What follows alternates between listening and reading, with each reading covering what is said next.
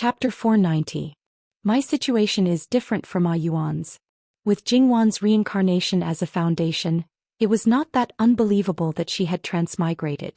She was not worried that he would not be able to accept it. Jingwan organized her thoughts. I came from another place, a place that can never be found here.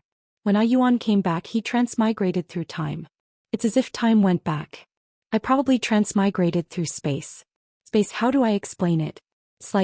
It's like there are two aromatherapy balls. Qi Yuan and everything that can be extended from Qi Yuan are in one ball. Even if I were to redo my life, it would still be in the same ball. However, Wan came from the other ball. Under normal circumstances, the two aromatherapy balls are not connected and cannot touch each other, Li Hongyuan continued. Jingwan looked at Li Hongyuan strangely.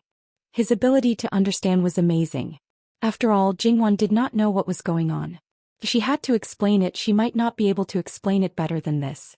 Jingwan felt that if this man was in her previous life, he probably would not have made a fool of himself just because he was an antique. That's pretty much what I mean. In a sense, you can also think of me as a reincarnation with the memories of my previous life. That place is very different from this place. However, its history is similar to the history of this place in Qiyuan. The geographical location is also very similar. The era I lived in was very different from the current Qiyuan. Jingwan said slowly with a hint of nostalgia. Li Hongyuan listened attentively. Although he had expected that the place Jingwan lived in might be very different, the difference was far beyond his imagination. Although he could not accept all of it, there were many things that were worth looking forward to. Wan is talking about the environment she lived in. What about you? You can be together freely. If we are together, we will be together. If we disagree, we will separate. How many men has Wan slept with? Li Hongyuan raised his head and looked at Jingwan. His eyes were dark and it was obvious that he was going to turn hostile if something went wrong. That's just a way to get to know each other and improve their relationship before marriage. Compared with Ah Yuan having multiple wives and concubines, it doesn't seem to be anything at all, right? Only the magistrate is allowed to set a fire, but the common people are not allowed to light a lamp. Jinwang, there is no such thing as you. Jingwan found it funny. Li Hongyuan's expression was terrible, but he knew very well that if he pursued this matter, he would be destroying their relationship. Moreover, Wan's environment at that time had always been like this. Just like in Qiyuan now, it was normal for men to have multiple wives and concubines. There was nothing to criticize. Therefore, even if he was unhappy, he could only pinch his nose and accept it. However, I only had one. The most we could do was hold hands. Because I didn't want to have any further contact with him, he separated from me. Jingwan continued to say with a smile. The expression on Li Hongyuan's face immediately turned bright. It's good that they separated.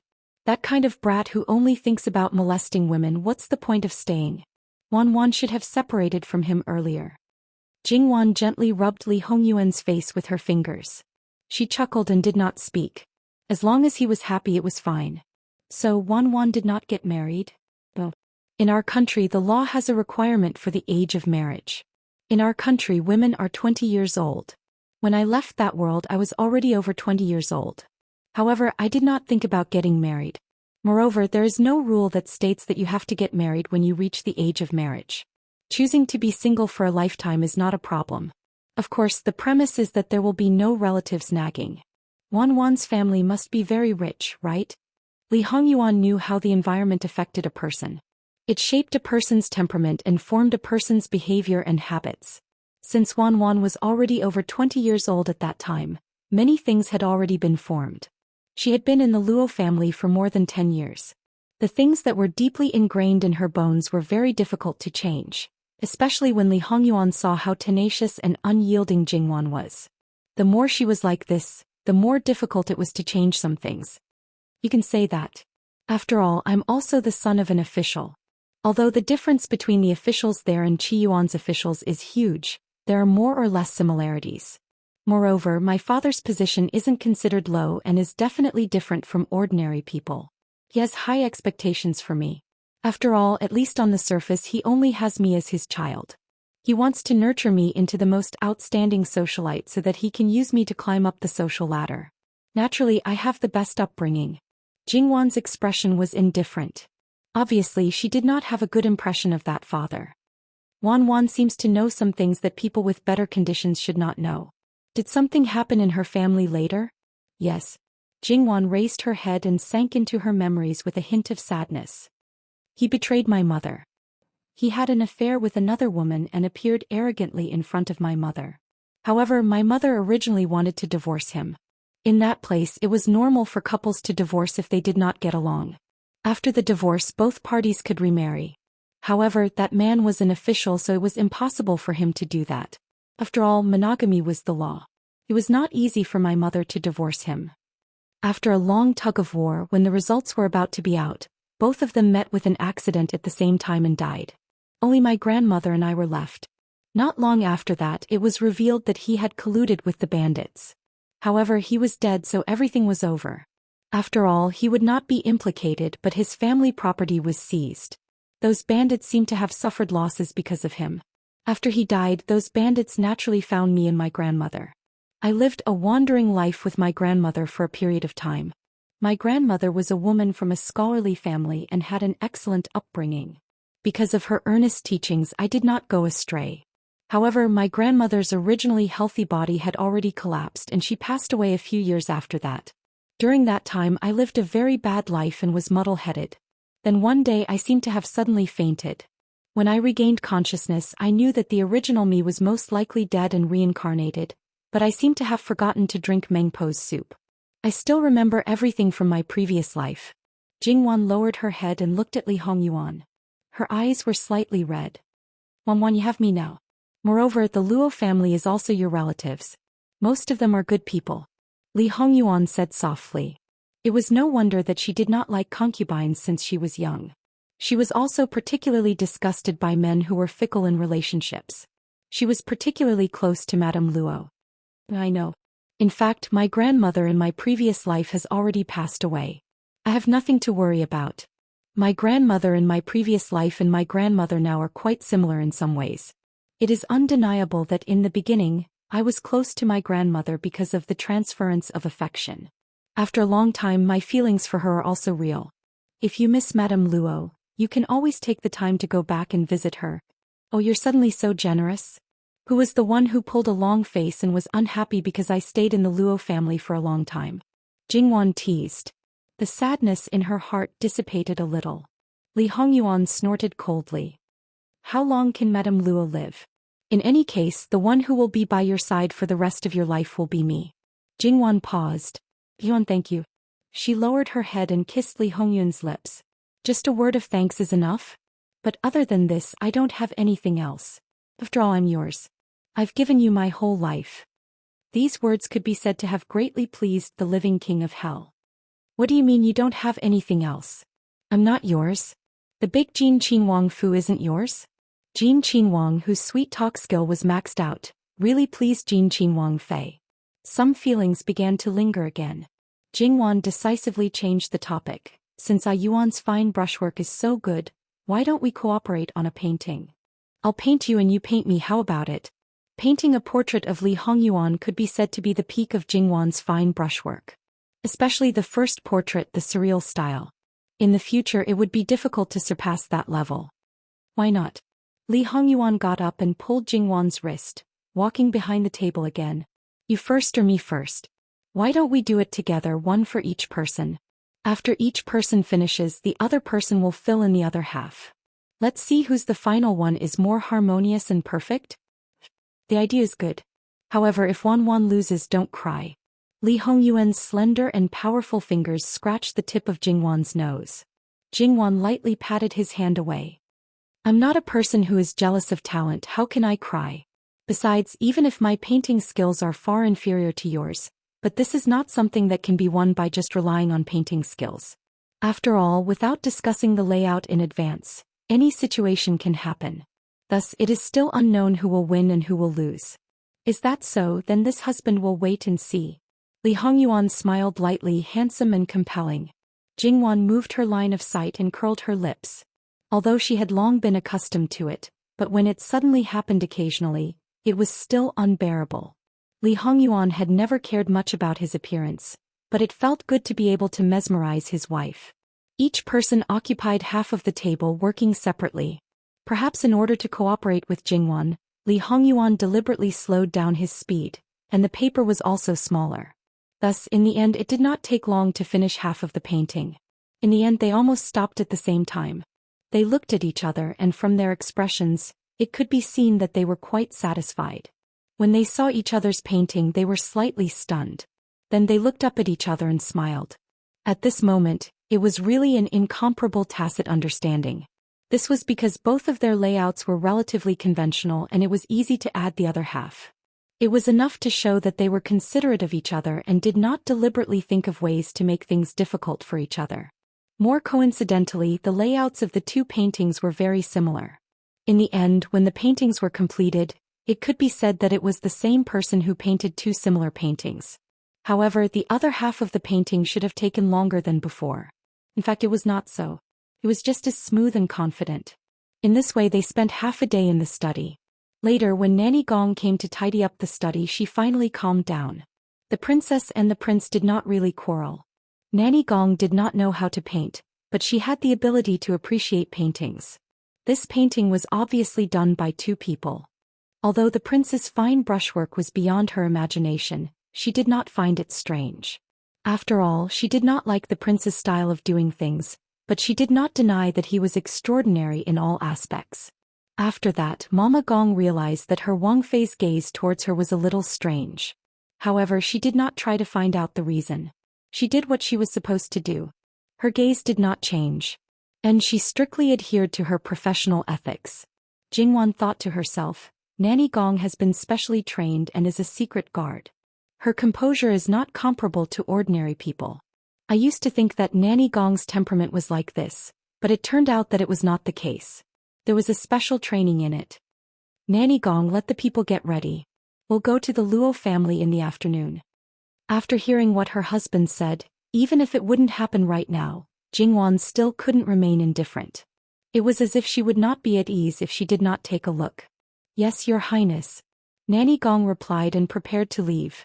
Nanny Gong, does Your Highness have any other orders? In Nanny Gong's impression, Jingwan was slightly hesitant when speaking. That is, you can slowly remove the makeup on your face. Nanny Gong was actually much younger than her face showed and the shape of her face was also different. It was fine if she did not know before, but now that she knew, there was no reason for her to continue acting like this. Gong Mama paused and immediately reacted. She knew that the princess consort already knew some things. This might be the reason why the prince and the princess consort had argued before. It was obvious that no one liked having its spied around them years ago. However, the prince had still managed to appease the princess consort in the end. Yes. Nanny Gong actually looked similar to the previous female nurse. Under the subtle influence of the female nurse, her current face was actually closer to her original appearance. However, the age difference was there. If she suddenly completely removed the makeup in the eyes of outsiders, it would definitely be a different person. Therefore, the removal of the makeup would not be done overnight. It would take at least a year and a half. It was not the New Year's Day and it was not something that happened in the Luo family, but Jin Qinhuang brought Jin Qinhuang Fei to the Luo family. The Luo family naturally did not understand and worried that something might have happened. With such emotions, old Madame Luo hurriedly led the Luo family out to greet them. Seeing the husband and wife coming down from the carriage without any haze on their faces, old Madame Luo breathed a sigh of relief. However, her heart was not completely at ease. Because she knew that this granddaughter of hers really hid things in her heart and could not be easily seen. After the necessary formalities were completed, the group entered the Luo Fu. Before stepping into the inner courtyard, the men and women walked separately. Old Madame Luo could not bear it anymore and hurriedly asked the doubts in her heart. Jingwan understood in her heart that she suddenly came back for no reason and scared her grandmother. Jingwan held her arm and hurriedly comforted her. Grandmother, don't worry. I just missed you so I came back to take a look. It's really nothing. Old Madame Luo tilted her head to look at her. After looking at her for a long time, it seemed that there was really nothing wrong. Only then was she completely relieved. You are a Qinhuang Fei, an imperial daughter-in-law. How can you run to your maternal home for no reason? Grandmother, are you disliking me and don't want to see me? Jingwan pretended to be wronged. What nonsense are you saying? Old Madame Luo patted her hand. If it's up to me, I would naturally want you to be in front of me every day. But the rules of the imperial family are very big. If there's a little carelessness, it may cause trouble. Compared to being able to see you, grandmother naturally hopes that you can be well. Grandmother is thinking too much. It's not like you don't know what kind of person our family's Wangye is. As long as he agrees, nothing will happen. Moreover, because of the Bai family's matter, the emperor is in the wrong. As long as it's not too excessive, the emperor will not get involved. Moreover, the war in the northwest is in full swing. The emperor has no time to care about other things. Thus, even if other people have opinions, they will also hold it in. It's just that I'm from the Luo family. Other people don't dare to say anything about Wang Ye and me. I'm only afraid that they will say that there is a problem with the Luo family's upbringing.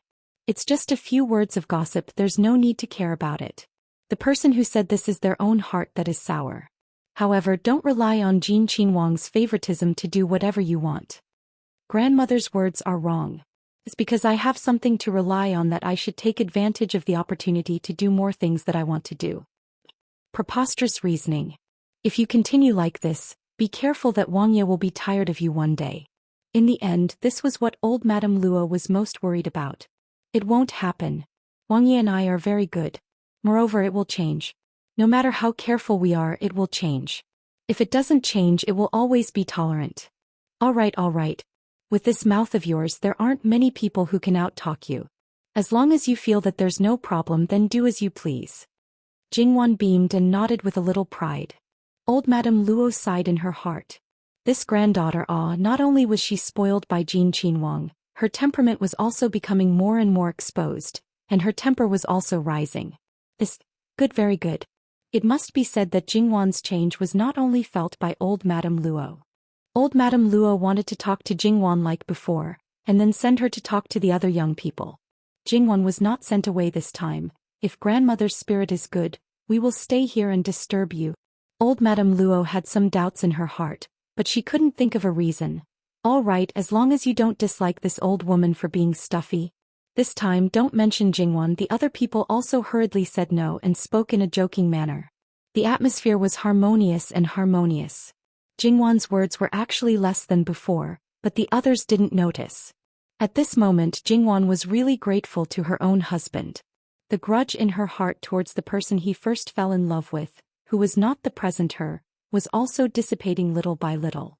He remembered all the hardships and tribulations, all the cruelty and darkness, and now he was changing a lot of things with his own strength. If everything was on the original track, then under this roof there wouldn't be the laughter now. He said that in his previous life, because of her tragic death, grandmother cried until she went blind. Jingwan was very clear in her heart that it wasn't as simple as crying until she went blind. Her previous life in Qi and Fu basically didn't change. It was enough to see that grandmother's body was also in poor health. That kind of grief, it was possible that her life would end in the Yellow Springs. There were also the other people present. Although he wasn't very clear about the others, sister-in-law Sun Yijia, who entered Prince Kang's mansion, didn't escape the tragic fate of a beautiful woman. Now, although her face was disfigured, she was happy and satisfied.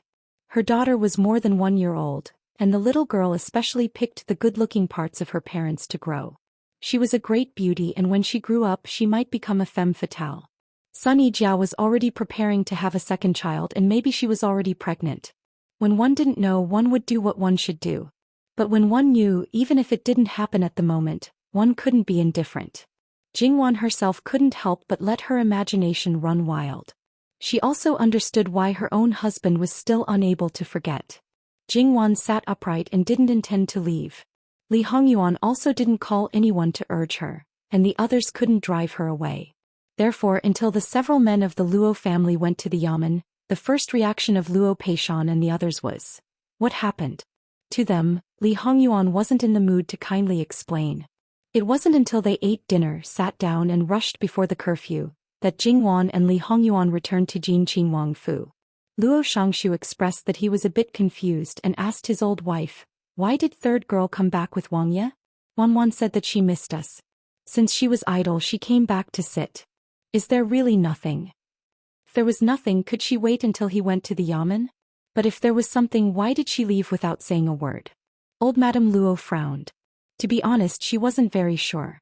Her own granddaughter didn't seem to be any different, but she did feel that there was something strange that couldn't be said. Luo Shangshu saw this. Forget it, Jin Qinhuang is a man with a clear mind. If something really happened, he would certainly have a sense of propriety. Third girl isn't someone who would be at a loss when something happens.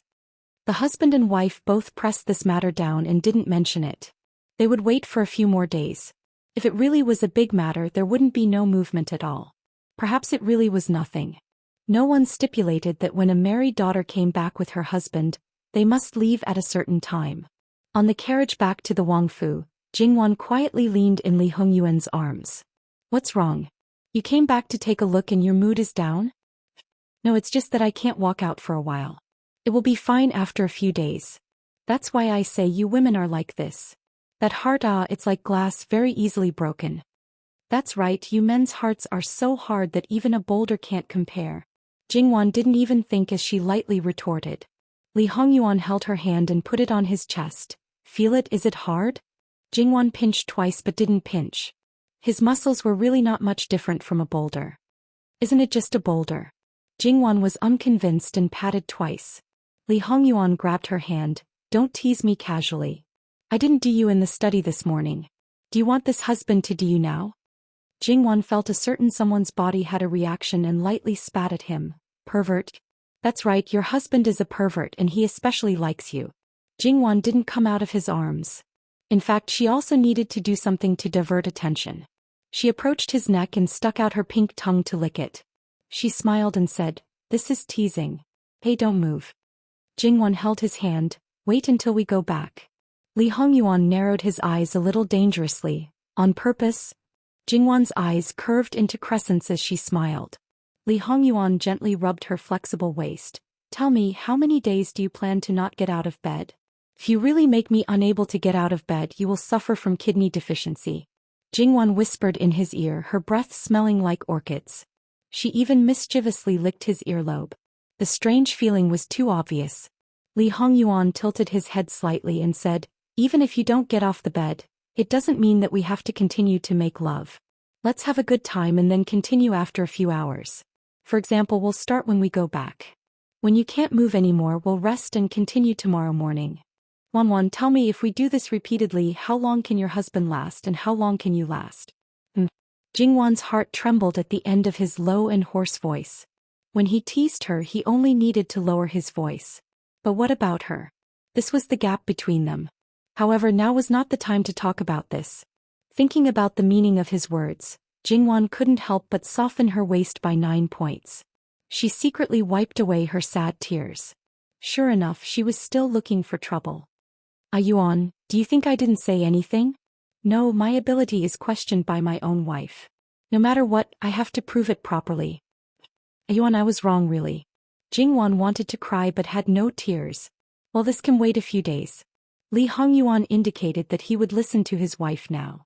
He didn't make too big of a movement, just stroking and picking slowly. That feeling of being neither up nor down was the most torturous. Jingwan bit Li Hongyuan's clothes on his shoulder and her eyes were forced to cry. So, even if her physique was good and she recovered quickly, she shouldn't doubt her own man. That would be courting death. After all, in this aspect most women were actually at a disadvantage. Moreover, in the face of the king of hell she probably couldn't be strong. She wanted to be a queen, but she didn't know how it would arouse his interest. Li Hongyuan knew that his wife was thin-skinned. In order not to make a sound, she endured a lot of pain. Only when the punishment was almost done, did he show mercy and lift her chin, swallowing all the moans that came out of her mouth. That night, naturally, it was a charming and gentle spring scenery. The king of hell did what he said and really made Jingwan unable to move a finger. Finally, when they were taking a bath, Li Hongyuan dissolved the contraceptive pill in the water as usual. After he dissolved it, Jingwan grabbed his hand. You said that in your previous life we had a child? You were poisoned with the sterilization powder. That's an extremely low probability. You didn't encounter it with your wife, but with me? Jingwan's mood was complicated, and she felt that it was somewhat unbelievable. It has nothing to do with us now. Wanwan, you don't have to think so much. Li Hongyuan expressed that he still didn't like the son. Can you tell me about it? Jingwan couldn't resist the child she didn't know at all. He was especially curious. If she didn't know that someone didn't welcome the child, she wouldn't have waited until now to ask. Li Hongyuan didn't know what to think, but he suddenly smiled with a bit of pride. Wanwan is right.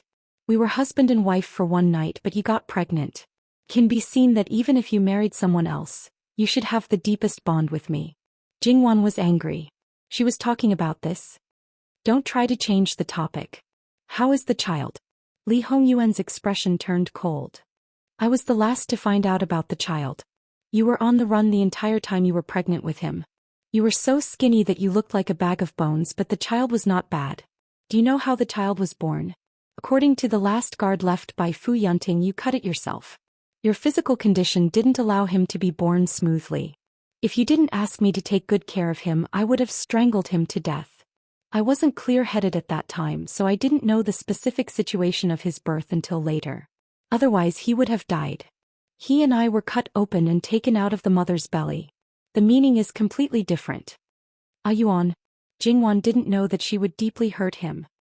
Wanwan, you have to know that the child, even if I gave him the best everything and the best education, I still didn't like him. Fortunately, he was still satisfactory and barely qualified to be your son. Otherwise, I would never recognize him. I would barely keep his life and not leave the throne to him even if he was my only son. The Jiangshang that I conquered didn't need an heir. I could easily destroy it. Therefore the child could sit on the throne. First, he was the son of Luo Jingwan.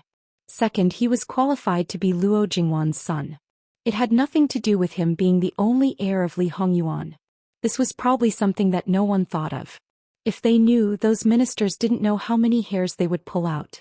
Even if they had to stuff a duck, they would probably let the little prince pass. Even if Li Hongyuan gave Jingwan too much stimulation, Jingwan was still shocked, speechless. If it's a girl? Jingwan murmured. If she passes, she will be the empress. Li Hongyuan said without hesitation. https://11/11807/1255405 Mobile Edition. Chapter 491. Jingwan leaned her head on Li Hongyuan's shoulder. You don't have to do this.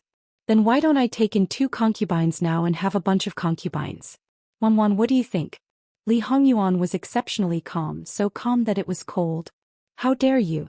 Jingwan sat up straight and stared at Li Hongyuan as if she wanted to eat him. Li Hongyuan didn't have any reaction. He still looked at Jingwan emotionlessly. After a moment of stalemate, Jingwan felt as if all the bones in her body had been taken away. Her body softened and she leaned on Li Hongyuan. You know, that's not what I meant. In my opinion, there's no essential difference. If I could control it, I probably wouldn't have to start over.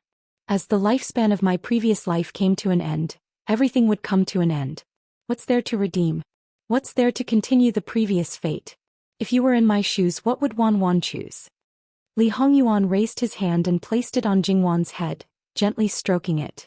What would she choose? If someone occupied your entire heart and mind, but the other person died in an absolutely unacceptable and tragic way, what would happen? She would probably go crazy. As the saying goes, if you don't go crazy, you won't live. If it were her, she would probably do something even crazier and more unreasonable. She wouldn't hesitate to give up everything. However, she thought so. If it were her, she would do the same. However, if it were the person in her heart, she would feel incomparably distressed and hope that he wouldn't do that. It was like 2 people who loved each other were about to be separated by life and death. When they were about to part, the person who was about to die would always hope that the one who was alive would live well, forget about him, and live a happy life. However, the one who was alive would often suffer a lifetime of pain. Would the one who died really want to be forgotten by his beloved? In his heart, he actually wanted the other person to remember him forever. It would be better if he occupied the other person's everything. However, he would be reluctant to do so. He would be reluctant to let the other person live in despair.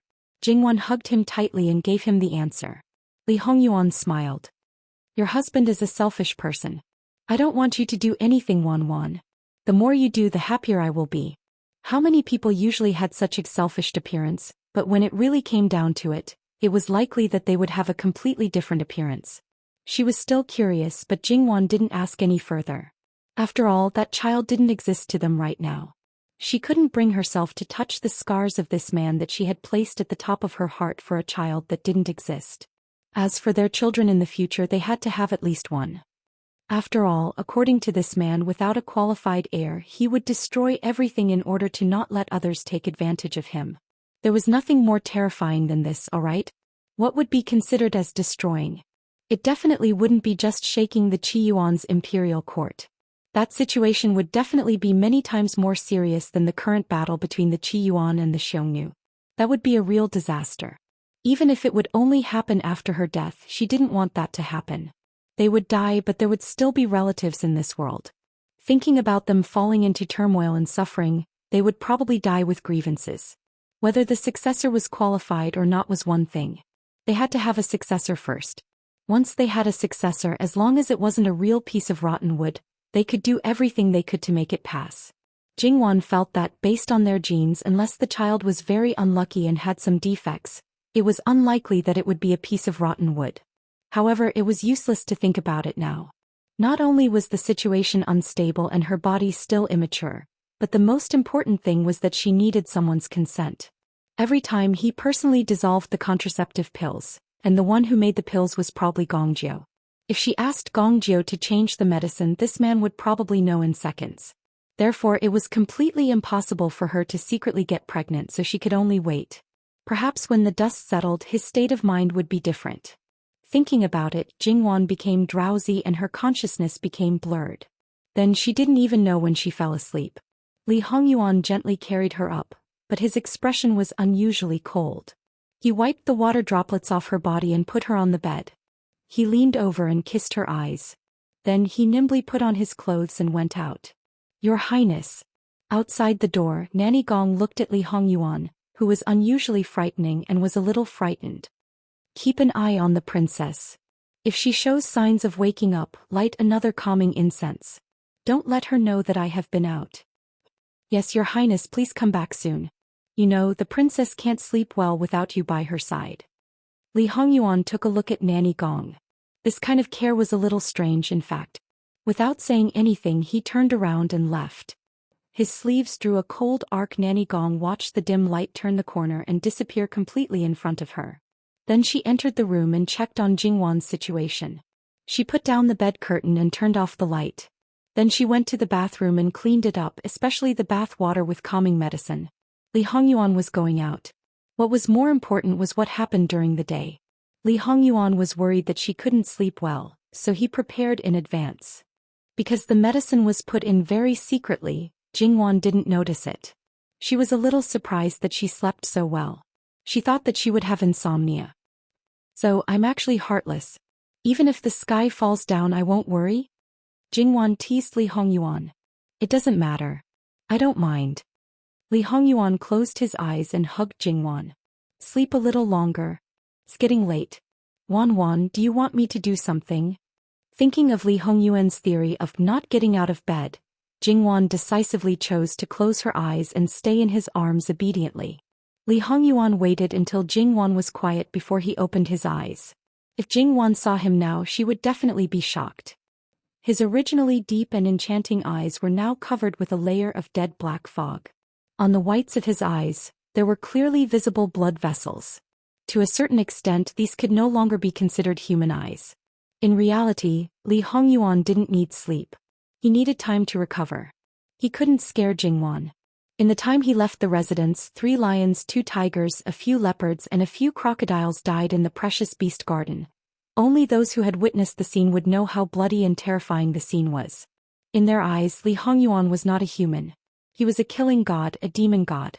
He made people tremble in fear from the bottom of their hearts. After he walked out as a shadow guard, he had to forcefully control his legs so that they wouldn't tremble within 3 feet of him. Li Hongyuan saw this and only lightly spat out 2 words. Trash. The shadow guard only felt ashamed and couldn't think of anything else. Actually, Li Hongyuan was very clear-headed this time. He didn't lose his mind at all. But because he was clear-headed, it was worse. Because he thought of more things from his previous life, his actions were even more ruthless and cruel. These fierce beasts seemed to have become the people he had once killed. Blood flowed like a river in the entire capital. The smell of blood in the air didn't dissipate for 3 months. This was really not a joke. And Jingwan originally slept late. Now that she fell asleep in Li Hongyuan's arms, She didn't take too long to fall asleep. This time she really slept quite well. This sleep lasted for most of the afternoon. It was purely because she was hungry that she woke up. Jingwan rubbed against Li Hongyuan's arms. Can we get up now? I'm so hungry. And Li Hongyuan replied indifferently. He let go of Jingwan but he didn't move.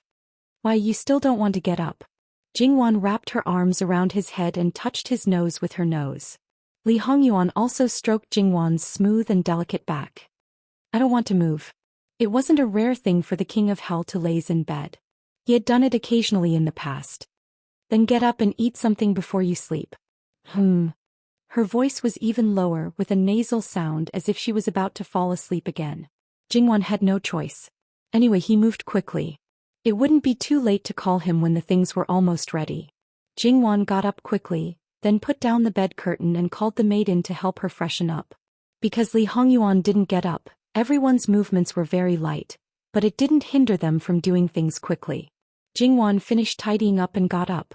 The maid took the things and followed her. Only Mama Gong was left. She quietly walked to the bedside. Prince, do you want to get up? Li Hongyuan had already sat up. He supported himself with one hand on the bed and the other on his bent knee. His head was back. The brocade quilt slid down to his waist, revealing his strong upper body. Of course, there were all kinds of ambiguous marks on it. Today, Jingwan was no longer a shy little wife who didn't know how to fight back and talk back. Bring a mirror. Yes. Granny Gong moved quickly and brought over a mirror of moderate size. Li Hongyuan opened his eyes in front of the mirror and threw it away. The situation was more serious than expected. Although it was not as obvious as before, there was still a problem. Let Gong Jiu come here. Tell him that I have a headache and give me 2 injections. Mama Gong frowned and took the mirror. The excuse was actually for the princess. The prince's condition was known by those who were close to him. When he came back, Mama Gong also saw clearly that Gong Jiu had already given him an injection before, but it could only speed up the recovery. It couldn't be effective immediately. Knowing that her husband had a headache, Jingwan couldn't sit still. She hurried in and lifted the bed curtain. Yuan. Li Hongyuan's physical condition was definitely the best that Jingwan had ever seen. He didn't have a headache or fever at all. How could she not be worried when he suddenly had a headache? Quickly lie down. She pressed him back down and reached out to massage his temples. I'm fine. Maybe I just thought a little too much yesterday. I'll be fine after some rest. Jingwan pursed her lips and didn't say anything. What happened yesterday could only be a secret between the two of them. It couldn't be said out loud. It was hard to talk about it now. Even the mansion doctor didn't dare to look around when he entered the master's bedroom. Gong Jiu followed the procedure and checked Li Hongyuan's pulse. In fact, he knew that it was just for the princess consort to see. He also had to put on a show. Gong Jiu assured Jingwan that it was only a small problem. Wan, go and eat. I don't want to eat now. Come back and accompany me when you're done. Hearing Jingwan's obvious sigh of relief, Li Hongyuan said. Since it was only a small problem, Jingwan wouldn't be so worried that she couldn't eat. Then I'll go first. Cooperate with me. Li Hongyuan's eyes were slightly open as if he hadn't woken up yet. He smiled lazily. I'm not a 3-year-old child. How can I be afraid of pain and act shamelessly? It's not that you're afraid of pain. It's that you're afraid of treatment. Jingwan rolled her eyes at him where no one else could see and left. As soon as Jingwan left, the atmosphere changed completely. It was cold and indifferent. Li Hongyuan took it for granted that he was the master. The others took it for granted that they were his loyal subordinates. They didn't dare to overstep their boundaries. Gong Jiu, no matter what method you use, you must return to normal in at most 6 hours. Don't worry, Wang Ye. It won't take that long. That's the best. He closed his eyes again and let Gong Jiu perform the acupuncture. When Jingwan came in again, Li Hongyuan was the only one left in the room. The bed curtain was pulled up and Li Hongyuan was sleeping quietly near the edge of the bed. He didn't have the usual terrifying aura that made people retreat when they saw him from afar. He looked very harmless and quite handsome, making people unable to take their eyes off him. Wan, are you fascinated by your husband? Li Hongyuan teased. You didn't even open your eyes. How do you know? Of course, I know exactly what Wan is like. Jingwan walked over and sat on the edge of the bed. You don't want to sleep anymore? Or do you want me to feed you something? I can't sleep. I really don't want to eat now. Come up and lie with me. Li Hongyuan lazily patted the spot beside him. That's so boring. How about I find a few travel books or stories to read to you? That's fine. There were all kinds of books in the room. Basically, they weren't serious books and were just for entertainment. After taking 2 books, Jingwan got on the bed. Li Hongyuan spontaneously lay on her lap and enjoyed it very much. Jingwan read. Although she didn't have a proper cadence, she controlled a very good rhythm. She was neither too fast nor too slow. It was very comfortable to listen to. Li Hongyuan's mind was completely empty. When he was quiet, he naturally recovered quickly. At some point, Li Hongyuan knew that his eyes were almost healed, even without a mirror. Hey, there are some blood vessels in your eyes. Does Gongju know? Jingwan touched the corner of Li Hongyuan's eyes and carefully looked. I saw it before. It's fine. I didn't notice it before. Jingwan was a little annoyed. It's just acupuncture. Don't you need to take medicine? No, I feel very good now. Li Hongyuan sat up and hugged Jingwan. He rubbed his chin on her head and chuckled. What should I do if I'm hungry now? If you're hungry, of course you have to eat. What else can you do? You're really 3 years old. Even if you're 3 years old, you still know this. Jingwan patted him. Hurry up and let go. But I want to eat Wan. Li Hongyuan hugged Jingwan and rubbed her, unwilling to let go. I won't let you eat it. You have a good appetite, but I don't. What's wrong with you? You're obviously delicate and tender and you smell so delicious. It really whets my appetite. Jingwan touched Li Hongyuan's itchy flesh and he deliberately scratched it twice. Jingwan couldn't help laughing. No matter how she begged for mercy, it was useless. She couldn't stand it anymore, so she grabbed him and bit him hard. She struggled hard and broke free, but because she lost her footing, she directly rolled off the bed. Her entire body and mind relaxed. Li Hongyuan's reaction was slower than usual and he didn't catch her. When he heard Jingwan cry out, his expression changed. He hurriedly wanted to get off the bed, but he saw Jingwan turn over and sit up, glaring at him angrily. She was like an angry kitten, sharpening her claws to scratch someone. It was clear that she didn't fall. Li Hongyuan calmly sat back down, smiling. He propped his chin on his hand and looked at Jingwan with interest. On the other hand, Jingwan's clothes and hair were messy, and a portion of her hair was messy on her face.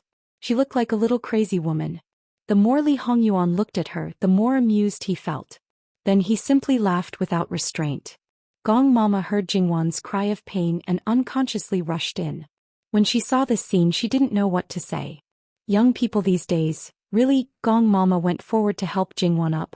Prince and Princess are just playing around. You should know your limits. Don't get hurt. Jingwan brushed the hair from her face, feeling a little embarrassed. Although he was the closest person to her, he had never been so embarrassed. Her face was a little hot. Mama doesn't need to worry. I'm fine. When Jingwan said this, Li Hongyuan directly exposed her. Mama is right. Ben Wang will pay attention in the future. Jingwan glared at him. This was considered the pleasure of the boudoir. How could he say it to a third person? Moreover, his tone was so serious. Please, the smile in his eyes should at least be more serious. He was laughing at her like this and he didn't care at all? Mama, help me dress and have the kitchen prepare some food. She decided to ignore him. This man, the more she talked to him, the more excited he became. Yes. Does Prince want to get up? Get up. Li Hongyuan brushed the hair in front of his chest. Even if he wasn't wearing clothes, he was still the incomparably noble Jin Wangye. Gong Mama went out to give the order and came back. While Jingwan was dressing, Li Hongyuan also got up and unhurriedly dressed. Although there wasn't much to do these 2 days, he was indeed a little tired and should rest for a few more days. Although it wasn't mealtime, it wasn't the first time that such a situation occurred in Jin Wangfu. The people in the kitchen were also unhurried and dealt with it with ease.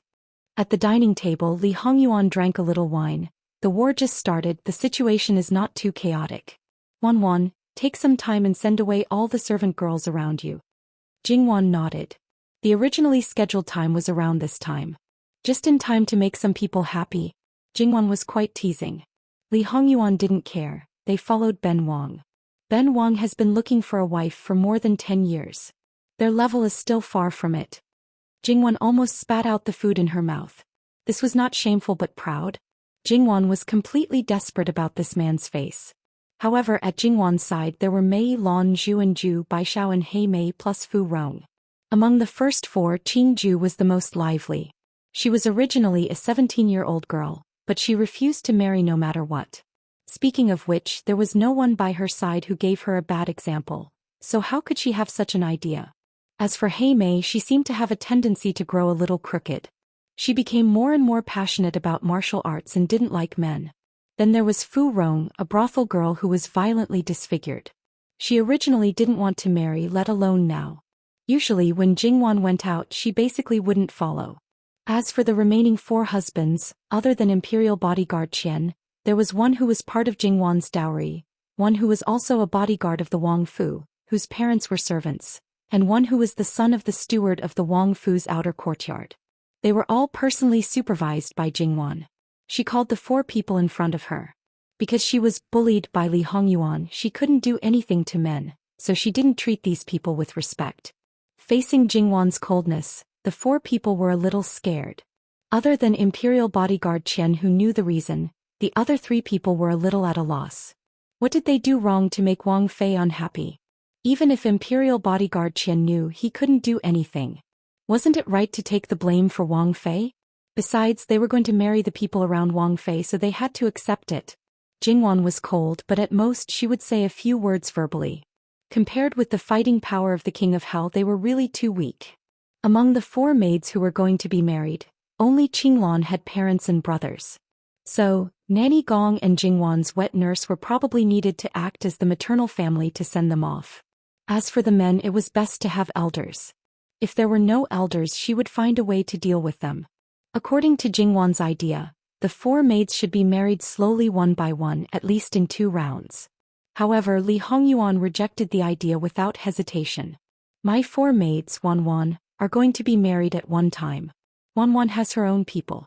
It's better not to favor one and discriminate against the other. Jingwan wanted to say, "It's obviously your decision, okay?" But after thinking about it, she gave up. It was impossible to reason with this kind of person.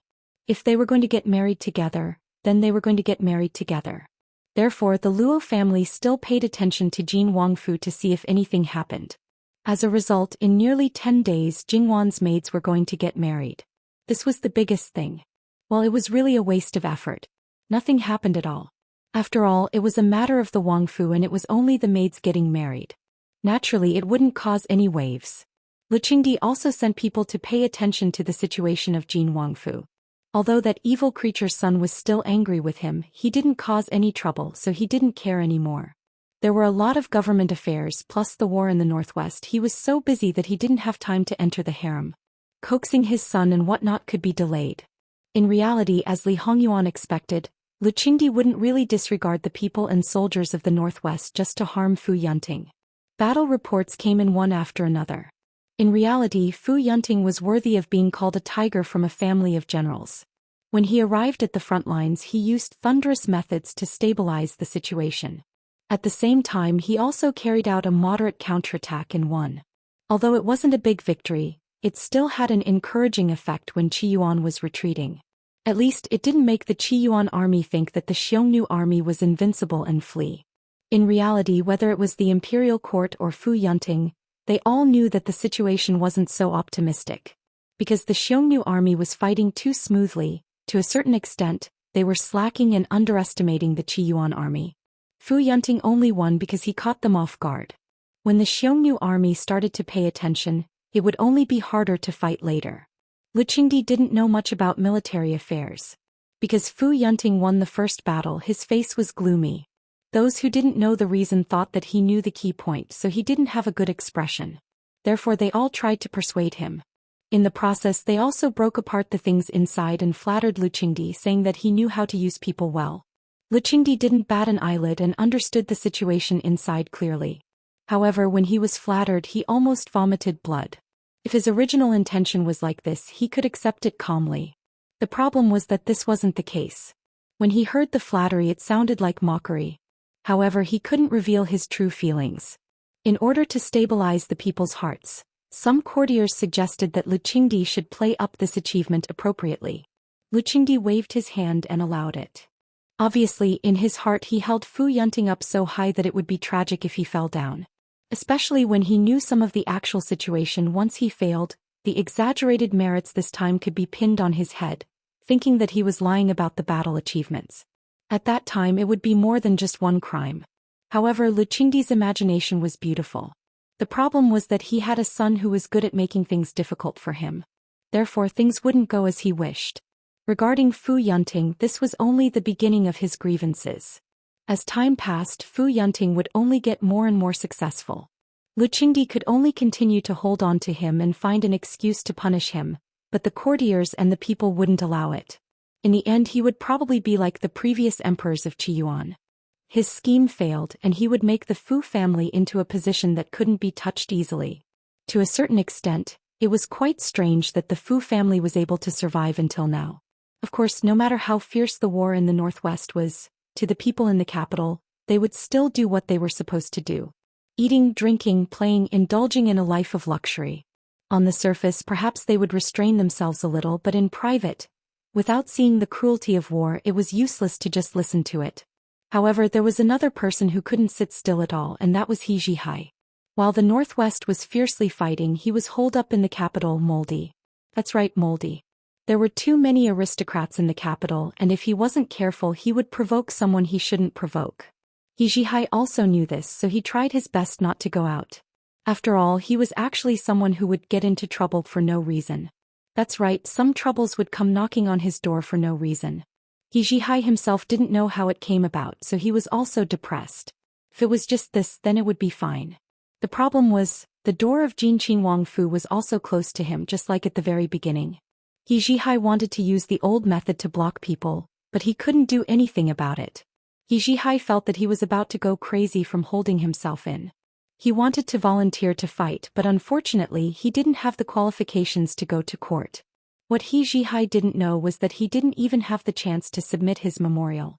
Before he even left the house, his old mother and grandmother had joined hands to change it. And all of this was at the behest of Jin Qinhuang. Jin Qinhuang's role in the war in the northeast, no matter how much the He family tried to deceive themselves, they couldn't deny it.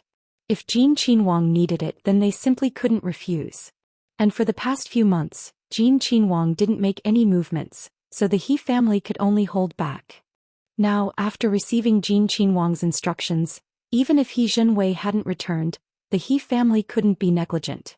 No matter what the reason was, in short, Jin Qinhuang had his own goals and wouldn't want to harm Qiyuan. Moreover, if it was really necessary, the imperial court would naturally call for them. There was no need for them to ask for help. Under these circumstances, He Zhihai finally couldn't bear it anymore and climbed up the wall of Jin Qinhuang Fu one night. However, as soon as he jumped down, he was caught red-handed. Climbing over the wall was a bit embarrassing. However, after a moment of awkwardness, little tyrant He shamelessly stated that he wanted to see Jin Qinhuang. The people in the Fu didn't stop him and directly took him to the study. In the study, there was a large map hanging on the wall and a large sand table on the table. The situation in the northwest was completely described. Not only Li Hongyuan, but also the left governor Qin Tianming. Qin Tianming and He Zhihai looked at each other. He Zhihai didn't understand the situation in the capital and didn't have any interest in understanding it. He didn't even have any impression of Qin Tianming, so he didn't have any strange reaction and obediently greeted Li Hongyuan. Qin Tianming was different, but in the end he was a wily old fox. He didn't show it on his face, but in his heart he was a bit speechless. Jin Qinhuang was indeed powerful, he could even take in the He family. Obviously, seeing He Zhihai at this time, he didn't think that Li Hongyuan only had a friendship from fighting with He Zhihai. Li Hongyuan didn't even lift his eyelids. Since you're here, then follow and take a look. The number of people in the Xiongnu army, the general distribution of the situation, and where the Xiongnu were from the west and Xiongnu were all marked out.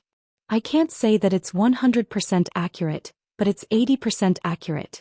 What do you think?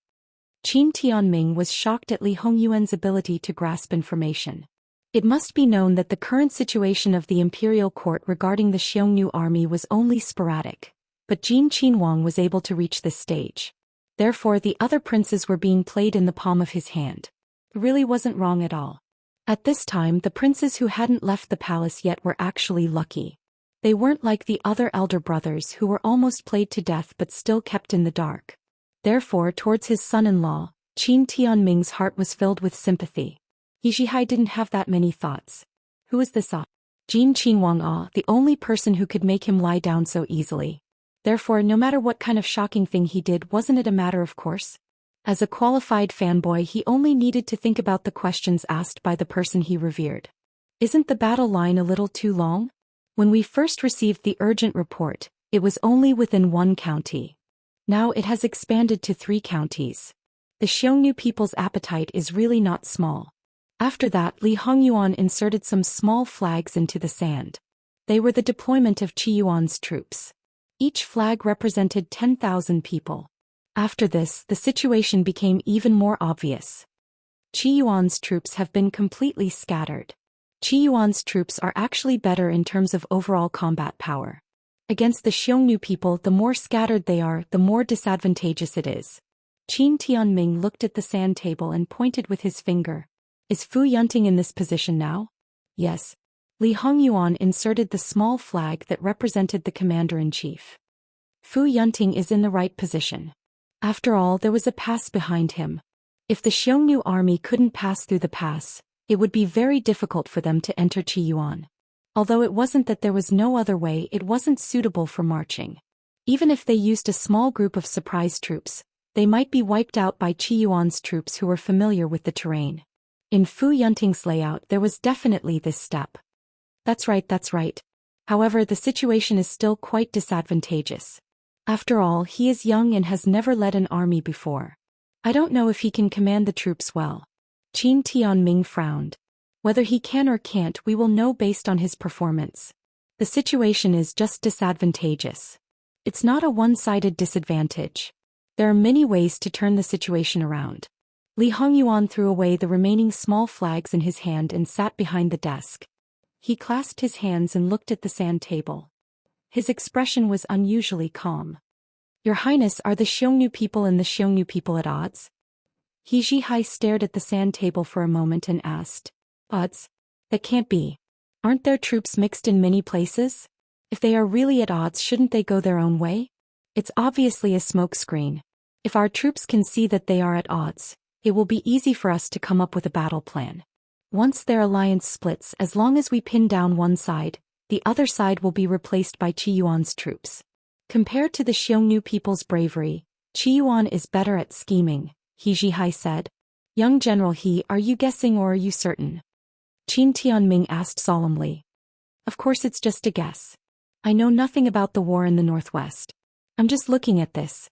How can I know the specific situation? If I really know, why would I waste any effort? Wouldn't I be able to destroy the Xiongnu people and other countries easily? Qi Yuan would have long become the #1 overlord. The corners of Qin Tianming's mouth twitched.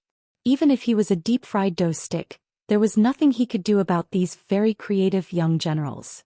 If they were really at odds with each other, the success rate of scheming to break up the alliance was higher. If they were not at odds with each other, they might be used against. Of course, when it came to scheming, as long as there was no final result, it was hard to say. No one could be sure that their plan would succeed 100%. What does it matter if they are at odds with each other? Li Hongyuan said faintly. It was possible for a country to have internal strife, let alone an alliance between 2 countries. He Zhihai and Qin Tianming both chose to shut their mouths. In their opinion, Prince Jin already had a plan. Wang, what about the former Wei in southern Qi? What's the situation? If they both send troops to Qi Yuan at this time, then Qi Yuan was rich and vast, but the location of such a big piece of fat meat was not good. It was like a pack of wolves circling around. There's no movement for now. The former Wei is in internal strife and can't care about Qi Yuan. It's hard to say about southern Qi. Southern Qi had placed many spies in Qi Yuan long ago. No one would believe that southern Qi had no ambitions for Qi Yuan. In Li Hongyuan's previous life, when Qi Yuan and the Xiongnu were anxious, southern Qi did not make a move. Later on, when Fu Yunting was in trouble and Qi Yuan lost a lot of soldiers and fell into a slump, southern Qi brazenly made a move. However, not long after the war started, southern Qi suddenly withdrew their troops. Because there was a fierce rebellion in Qi Yuan, the southern Qi court had no choice but to withdraw the troops that invaded Qi Yuan and settle down first. It had to be said that Qi Yuan's luck was good. Otherwise, no matter how capable Li Hongyuan thought he was, he would not be able to do anything. In this life, Li Hongyuan had stirred up a storm in the former Wei and Southern Qi early on. The effect of the former Wei was obvious. Southern Qi had not made a move yet. Li Hongyuan was not sure if his plan would work, so he was not sure if Southern Qi would send troops. Moreover, many things had changed. In that case, there could be unpredictable changes in other countries. Li Hongyuan was very calm and rational. The events of his previous life were only a reference to a certain extent. He would not completely apply them to the present. However, regardless of whether Southern Qi would send troops or not, he had a strategy to deal with it. Alright, you can go back. Do what you need to do. This official will take his leave. Qin Tianming knew the nature of Prince Jin. If he could avoid contact, he would quickly leave, so he was very obedient. He Jihai was different. He thickened his face and moved closer to Li Hongyuan. Your Highness, that. Li Hongyuan glanced at him. If you want to go to the battlefield, there will be plenty of opportunities. But now is not the time. Go back and stay obediently. Don't think about coming to find Ben Wang. Otherwise, Ben Wang has ways to lock you up for a year and a half. Don't talk about seeing people, you won't even be able to see a bug. If you don't believe me, you can try.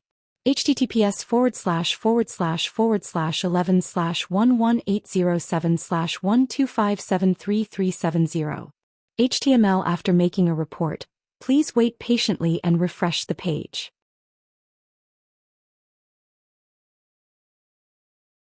Chapter 492. Jingwan brought some food to the study, only to see Li Hongyuan alone. Has everyone left? Li Hongyuan raised his head and answered, waving his hand.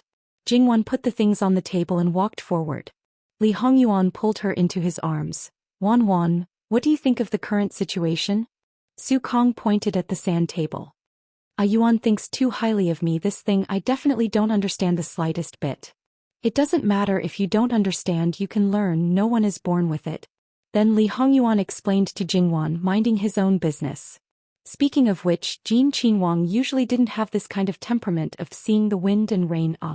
Jingwan hurriedly stopped him. Yuan, a lot of things require talent. Let's not talk about whether I have talent in this area. Even if I do, it's not something that can be learned in a short time.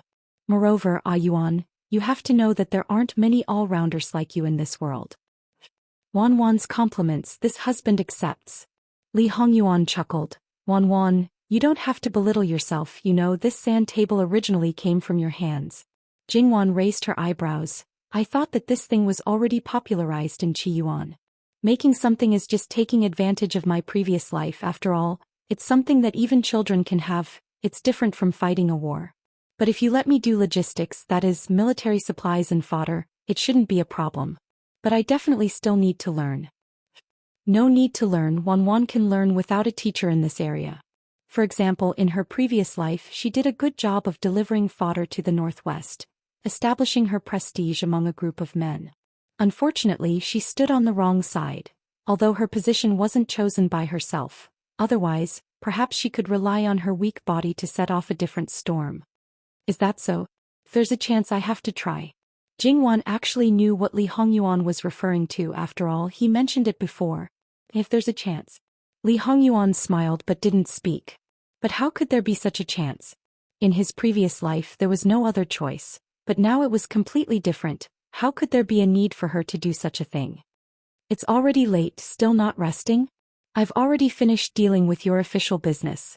Seeing that Wan is getting more and more handy, then in the future those are your matters. You mean you don't even look at it? You're really at ease? What's there to be worried about? Anyway, I haven't seen it for a long time. I just need the secret guard to tell me what's going on. Jingwan was speechless. Aren't you afraid of making a mistake? You've got guts. With Wan's careful consideration, she's careful. Even if she's not familiar with all the links and makes mistakes in the middle, it's fine. Now there's no need to be so careful. If the problem is bigger, they'll report it in time to deal with it, so Wan can be at ease and do it boldly. Since you say so, then I'll do it. I'm also very happy to be able to help you. Especially the feeling of working hard with the person she loved. It was really not bad. Alright, from a certain point of view, Jingwan was actually competing with it herself in her husband's memories. Since they had missed out on getting to know each other, they had to make full use of the time they spent together to add more things to each other's memories. That's my wish. Jingwan smiled and kissed him, then said in an unusually bad mood, "It's time to sleep." Li Hongyuan laughed and stood up with her, returning to the bedroom. After the two of them left the study, Imperial bodyguard Qian and a few others entered the study and destroyed the things that shouldn't have existed in the study at an extremely fast speed. In reality, they had only used a different method to hide those things. They still looked like they were in a mess. Those who didn't know the rules behind it wouldn't be able to restore them even if they found all the parts. Moreover, these things would be completely disposed of every once in a while and replaced with new parts. The method of disassembling and hiding them would also change. Therefore, there really wasn't anything dangerous in Jin Qinhuang Fu. Just as they went out, they saw Fu Rong coming over with a lantern. In fact, Li Hongyuan's subordinates had never relaxed their vigilance towards this person who came from a brothel and had a clear understanding of her background. In their eyes, innocence was completely without any doubt. Fu Rong was different. Her background seemed clear, but she could completely borrow someone else's identity. Wang Fei's kindness wasn't a reason for them to lose their vigilance. Moreover, if there was a problem under their eyes, they didn't need to mingle and could all be sent back to the furnace to be remade. "It's so late, Miss Fu Rong still hasn't slept?" Fu Rong's face was always hidden under the veil, neither too fast nor too slow. She paused. "Tonight, it's Newbie's turn to keep watch for Wang Ye and Wang Fei. Wang Fei let Newbie come to take back the food in the study." Imperial bodyguard Qian nodded and took the things from the hands of another bodyguard beside him. "Originally, I was going to send it to Wang Ye and Wang Fei. It's so dark here, I'll accompany Mississippi Master's things, regardless of whether the master would eat them or not. Naturally couldn't be handled by someone who didn't trust, especially by a person alone. Many thanks to Imperial bodyguard Qian. It's just that this delay made me a bit late. Bai Xiao, don't blame me," Fu Rong said with a bit of teasing. Ever since Imperial bodyguard Qian settled the matter with Bai Xiao, he had been teased a lot, so he had already become thick-skinned. This was completely not painful at all. "Miss, you're thinking too much. We're all serving Wang Ye and Wang Fei. How could she blame you for such a small matter? On the contrary, if I let you go back like this, she'll be angry with me when she knows."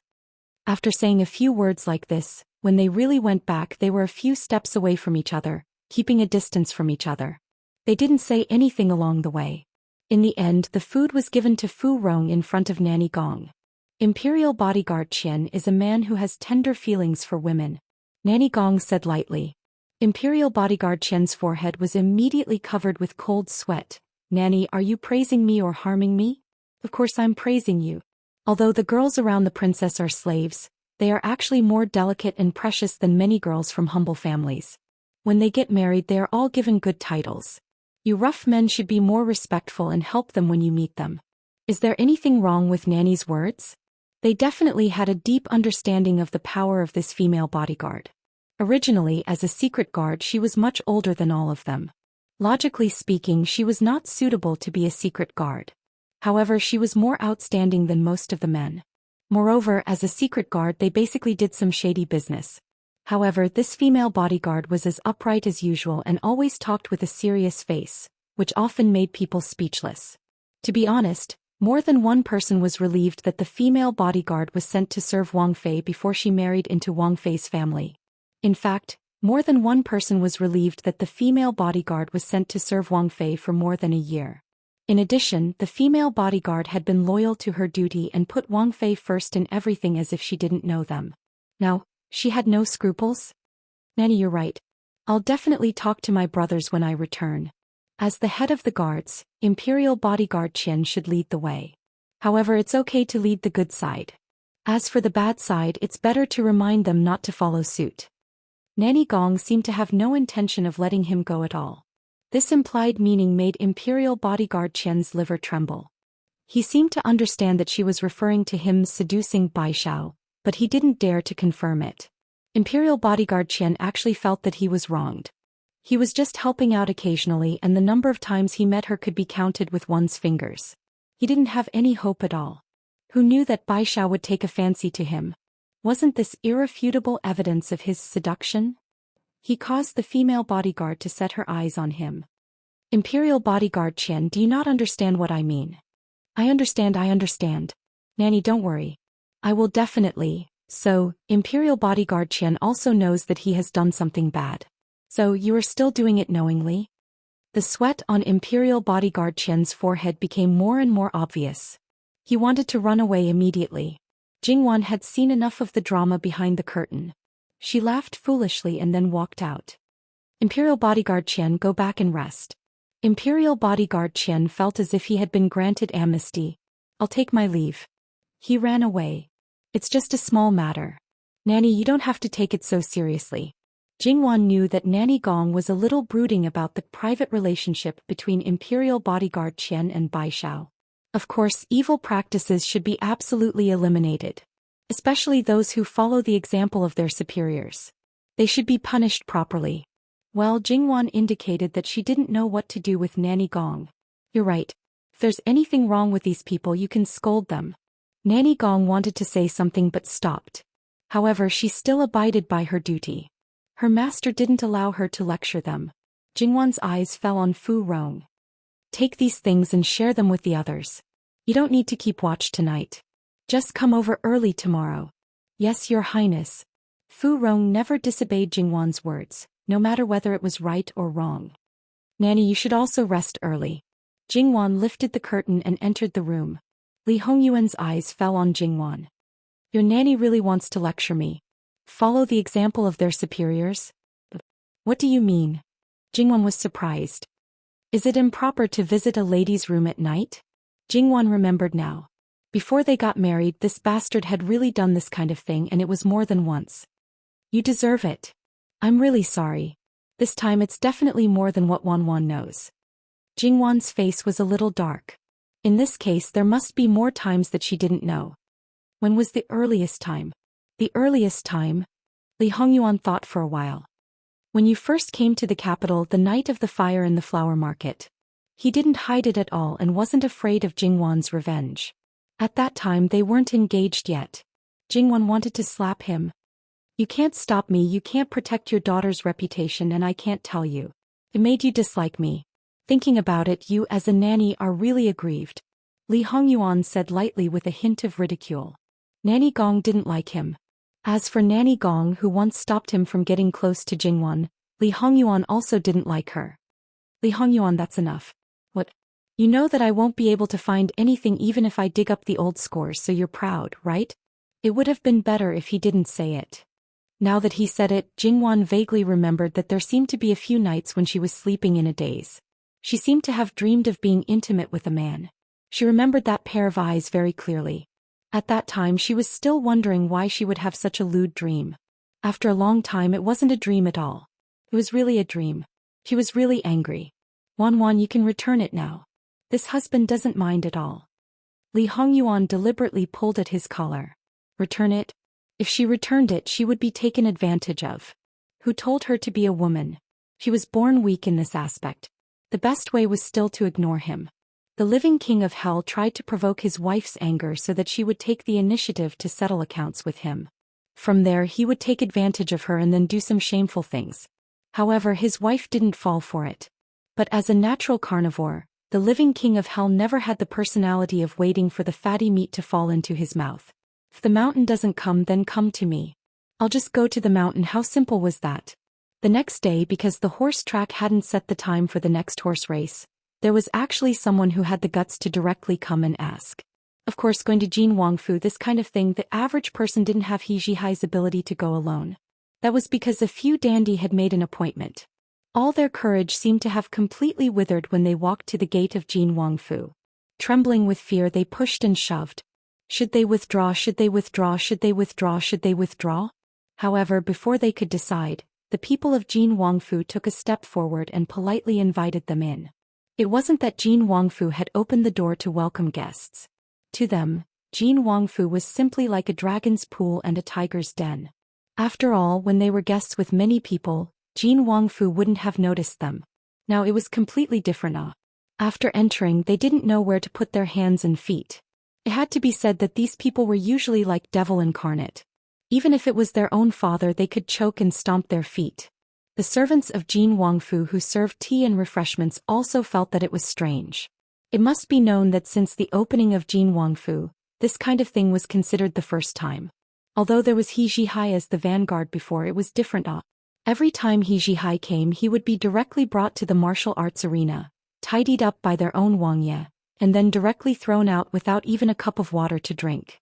The situation could be said to be the difference between heaven and earth. Therefore they naturally knew that their Wangye's reputation outside was very strong, but they intuitively felt that this was definitely the first time. It was even worse than what they had expected. Was Wangye really so scary? Completely not. Some of them had been in the Wangfu for a few years and had only seen Wangye a few times. Not to mention, after marrying Wang Fei, Jin Wangfu was definitely more peaceful than any other residence. They really wanted to tell them that there was really no need to be so afraid. Wangye wasn't someone who would find trouble for no reason. However, they were only servants in the end and didn't dare to overstep their status to chat with these young masters. After drinking a cup of tea, his trembling heart calmed down a little. Soon after, they were led by the servant girls to another reception room. It had to be said that these people were good at eating, drinking, and playing. They were naturally very skilled in coaxing girls. Seeing this beautiful servant girl and her dressing, they reckoned that she was someone who served in the inner courtyard. Perhaps she was even by master's side. Their eyes turned and called her older sister, older sister. Their mouths were especially sweet, just to fish for information. Of course, whether it was by Jin Wangfu's side or Jin Qinwangfei's side, they didn't dare to speak rudely, let alone speak flirtatiously. And this servant girl had indeed replaced a few of the older servant girls who had married and was new to serve by Jingwan's side. Although she was still a second-rank servant girl in name, she had also taken over a portion of Jingwan's personal matters. These people had definitely gone through very strict training. They weren't considered old, but their minds were very clear. They smiled sweetly and responded.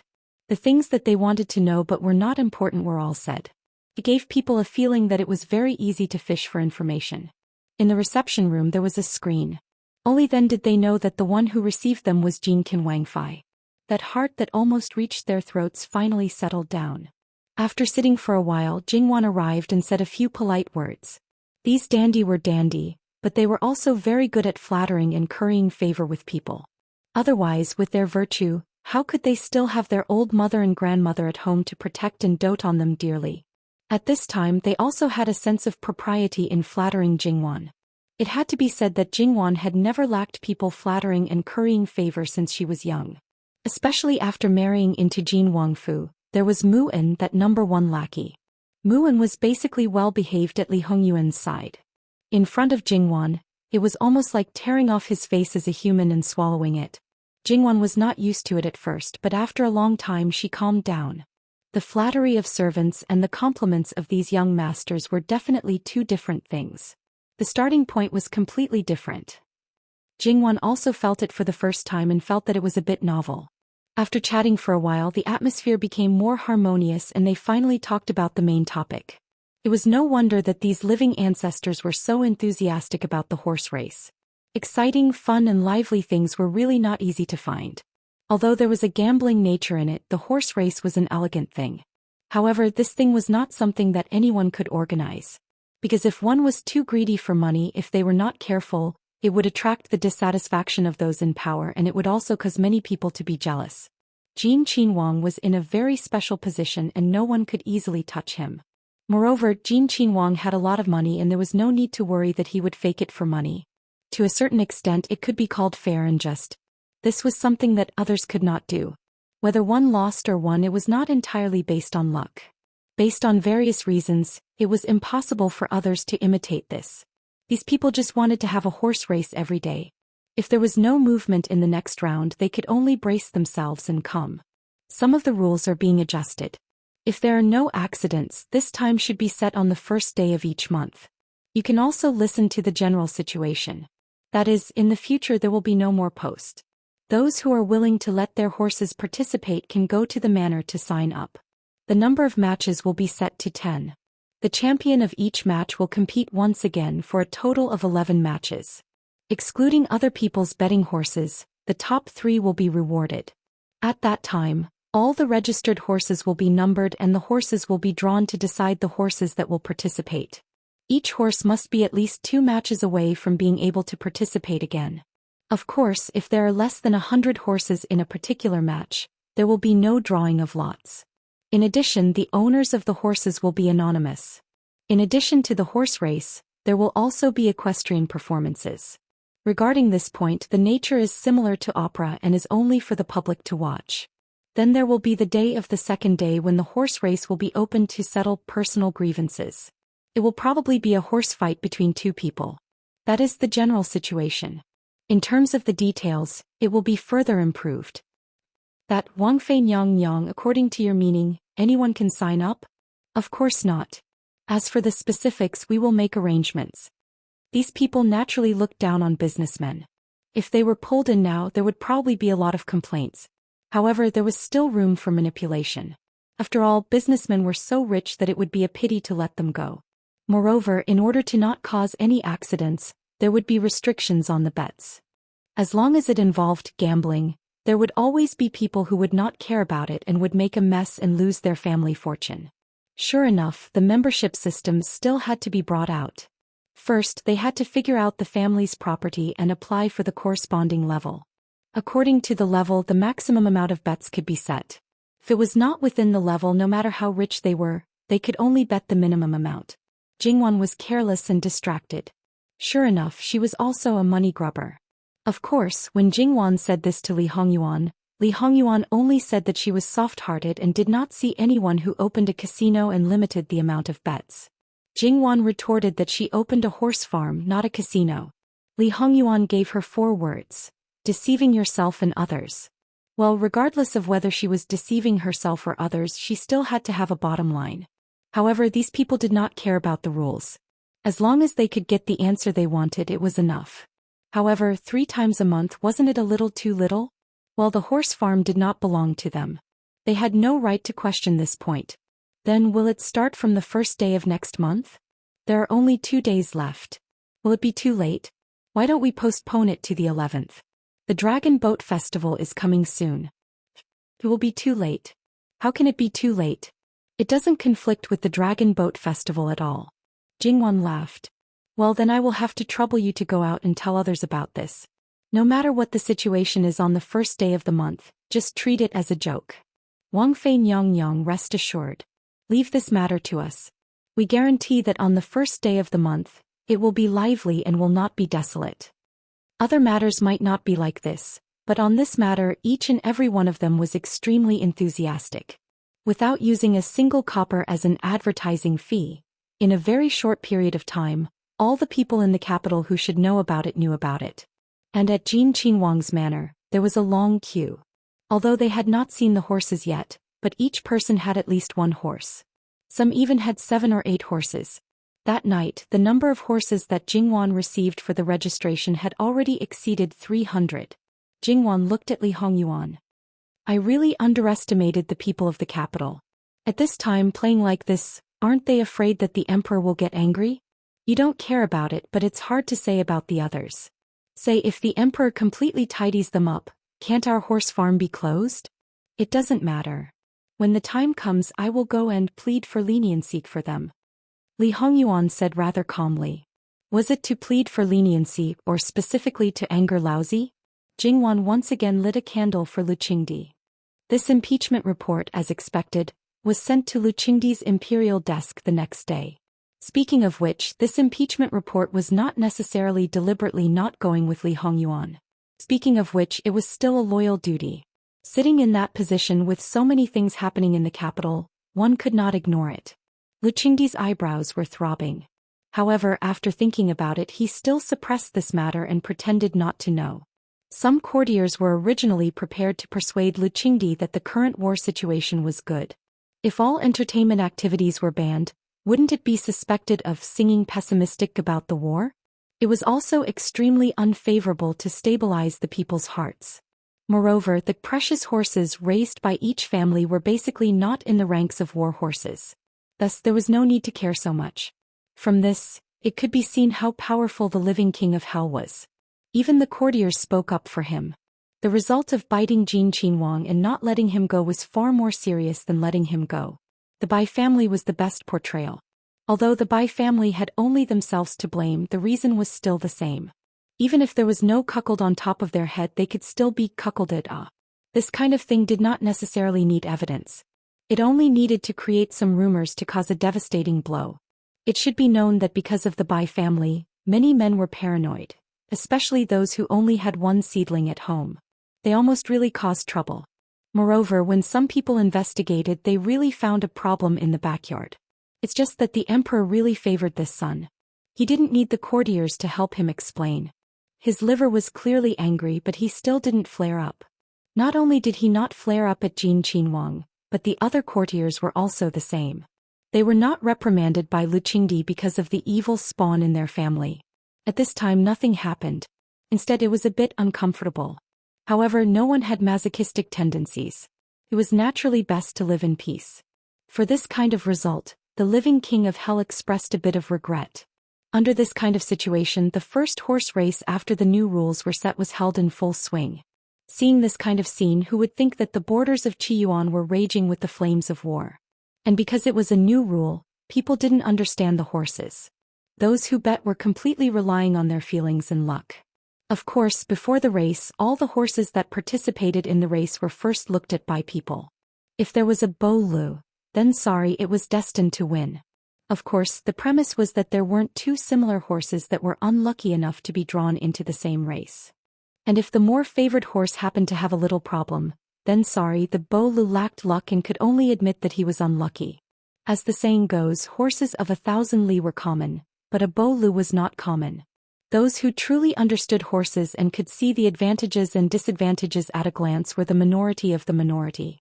Just like this, on this day more than 1 million taels of silver flowed. More than half of it went into Jin Qinhuang's pocket. Look, this money was so easy to earn. Of course, as the horse that came out on top in the end, it also earned a lot of money for its owner. As a person who had always spent money, this time hugging a good few tens of thousands of taels and being watched by the whole family was a rare sight. Don't mention how proud he was. And among them, there was an inconspicuous horse that also won tens of thousands of taels. It came from a small family. Because it was anonymous, there was no need to worry about being targeted. It couldn't be better. In fact, Lu Qingdi also sent people to take a look. He just wanted to know what kind of situation could attract so many people in the capital. Then, after listening to the inner chamberlain's report, Lu Qingdi coldly glanced over. The inner chamberlain was so scared that he broke out in cold sweat. Lu Qingdi's heart was especially bitter. A pile of things, his hair was about to fall out, but that son was so free and unfettered.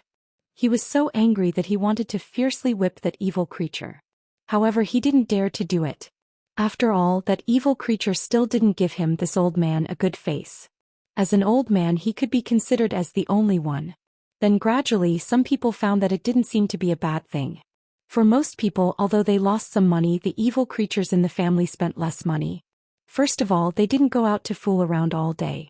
Although they might be closer to the horses at home, no matter how close they were, they wouldn't sleep with the horses. Moreover, no matter how well the horses were raised, the money spent was actually a small amount. Not to mention the old men, their wives would first pay out of their own pockets. If they wanted a horse, it didn't matter, they could buy another one. As long as they went back to sleep in the house every day and didn't hug all kinds of little demons outside, money was absolutely a trivial matter. Their wives were so sensible that the relationship between the two of them was definitely good. Regarding such a result, they really didn't know what to say. Then the hearts of those who didn't participate began to stir. It was not convenient for them to do it, so they let others do it. Especially those old men who loved horses. They didn't want to win or lose, but they were like some big shots who raised flowers and plants. They had a superior mentality that they had good things and others didn't have, which made them particularly proud.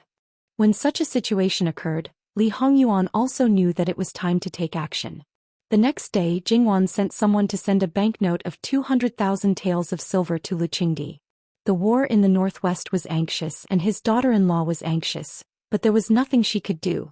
She specially offered the money obtained from the horse race as a token of her sincerity, hoping that the emperor would not dislike it. Lu Qingdi's anger was immediately extinguished. Sure enough, his son was filial. Although he didn't admit it, he still asked his wife to send money. Although his son usually only annoyed him at the critical moment, he only did practical things, unlike other people who only spoke empty words. Everyone found that there was a subtle change in Lu Qingdi's mood. Those who had their own information channels all knew what was going on, but they really didn't know what to say. And the others who were disliked by Lu Qingdi could only secretly vomit blood. First, they weren't as rich and overbearing as Jin Qinhuang, and 200,000 taels to Jin Qinhuang was simply petty. Only Lu Qingdi felt that he was good in every aspect. Second, even if they had money they couldn't take it out. If they casually took it out it would mean that they had ulterior motives to buy people's hearts. Therefore, as long as Lu Qingdi's heart was biased, then no matter what they did it would be wrong. However, in this way, those who wanted to send their beloved horses to participate in the competition didn't have to hide it. They could be magnanimous and occasionally slip away to watch the competition, to feel the atmosphere that the younger generation was very enthusiastic about. On the 10th day, Li Hongyuan and Jingwan were in a luxurious private room. The two snuggled together to watch the competition when Muan suddenly came in. "Master, His Majesty is here." Li Hongyuan lightly snorted and didn't care. In his view, whether that person came early or late, it was within his expectations. Jingwan got up and sat a little further away.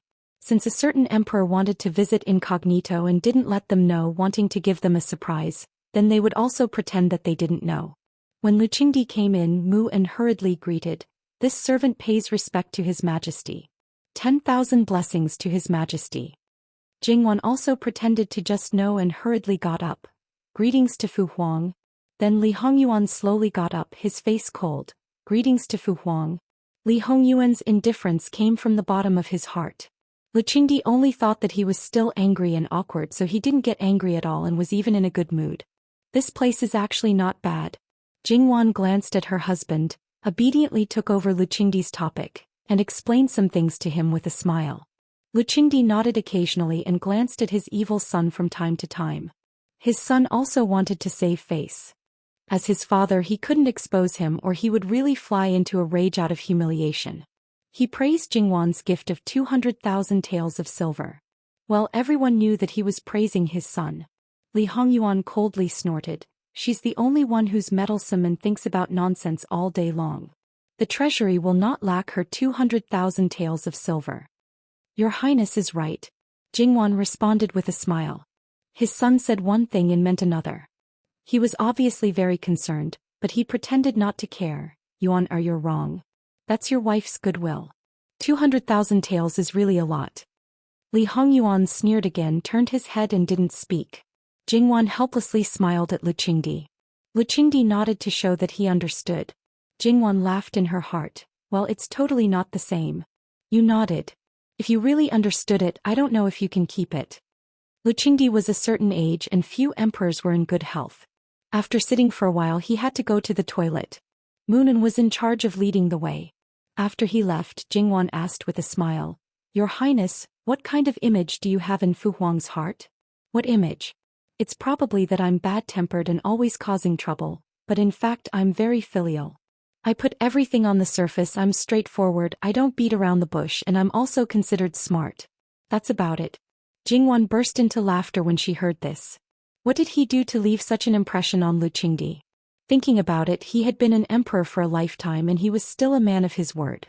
He even had the power to control everything and he didn't lack anything. After returning, he had to imperceptibly establish a completely different image in front of his father. The smile on Jingwan's face disappeared. She couldn't smile anymore. She knew that it was actually a very difficult thing to do. It was also a very sullen thing. Her heart ached. "Was it very difficult when you just came back?" Not really. It's not that I didn't gain anything during that time.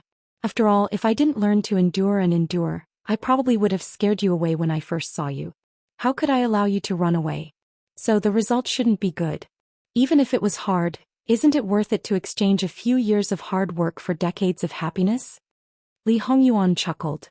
Jingwan really didn't know what to say. There was a short silence in the private room. "There's an assassin." A sharp voice immediately set off a boundless storm.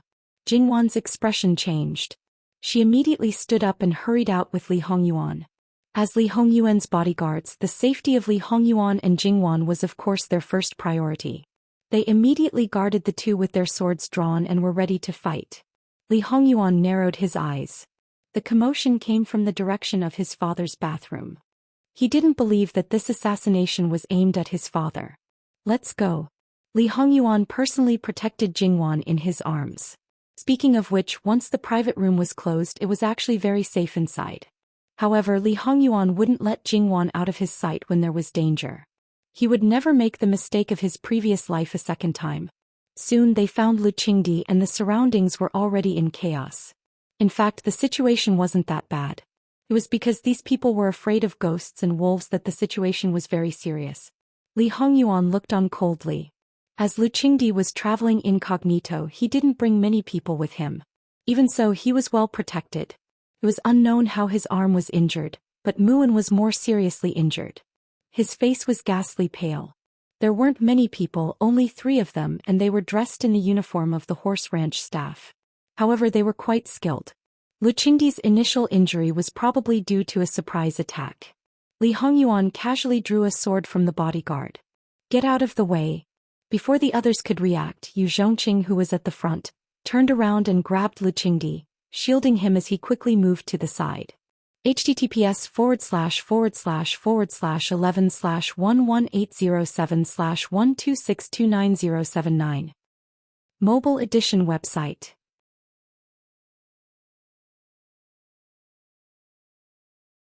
Chapter 493. When Li Hongyuan made his move, Imperial bodyguard Qian and the others naturally protected Jingwan, paying attention to the movements around them at all times just in case. Li Hongyuan was able to handle the 3 of them with ease. Coupled with the assistance of the people around Lu Qingdi, Li Hongyuan seized the opportunity to defeat them one by one. He was also merciless, breaking their arms and legs, making them absolutely lose their ability to move. It was obvious that there was no possibility of success. The 3 people subconsciously wanted to bite open the poison sacs hidden in their mouths. Li Hongyuan raised his foot and kicked over. The 3 people were obviously not on the same line, but they were all kicked in the jaw, eliminating the possibility of suicide. After dealing with these 3, Li Hongyuan suddenly tilted his head slightly, sweeping his eyes. The knife in his hand shook and flew out of his hand. With a whoosh, it brushed past Lu Qingdi's neck. At a short and hurried sound, the neck of a woman behind Lu Qingdi was penetrated. She was still holding a crossbow in her hand. Her eyes were wide open and she died with remaining grievances.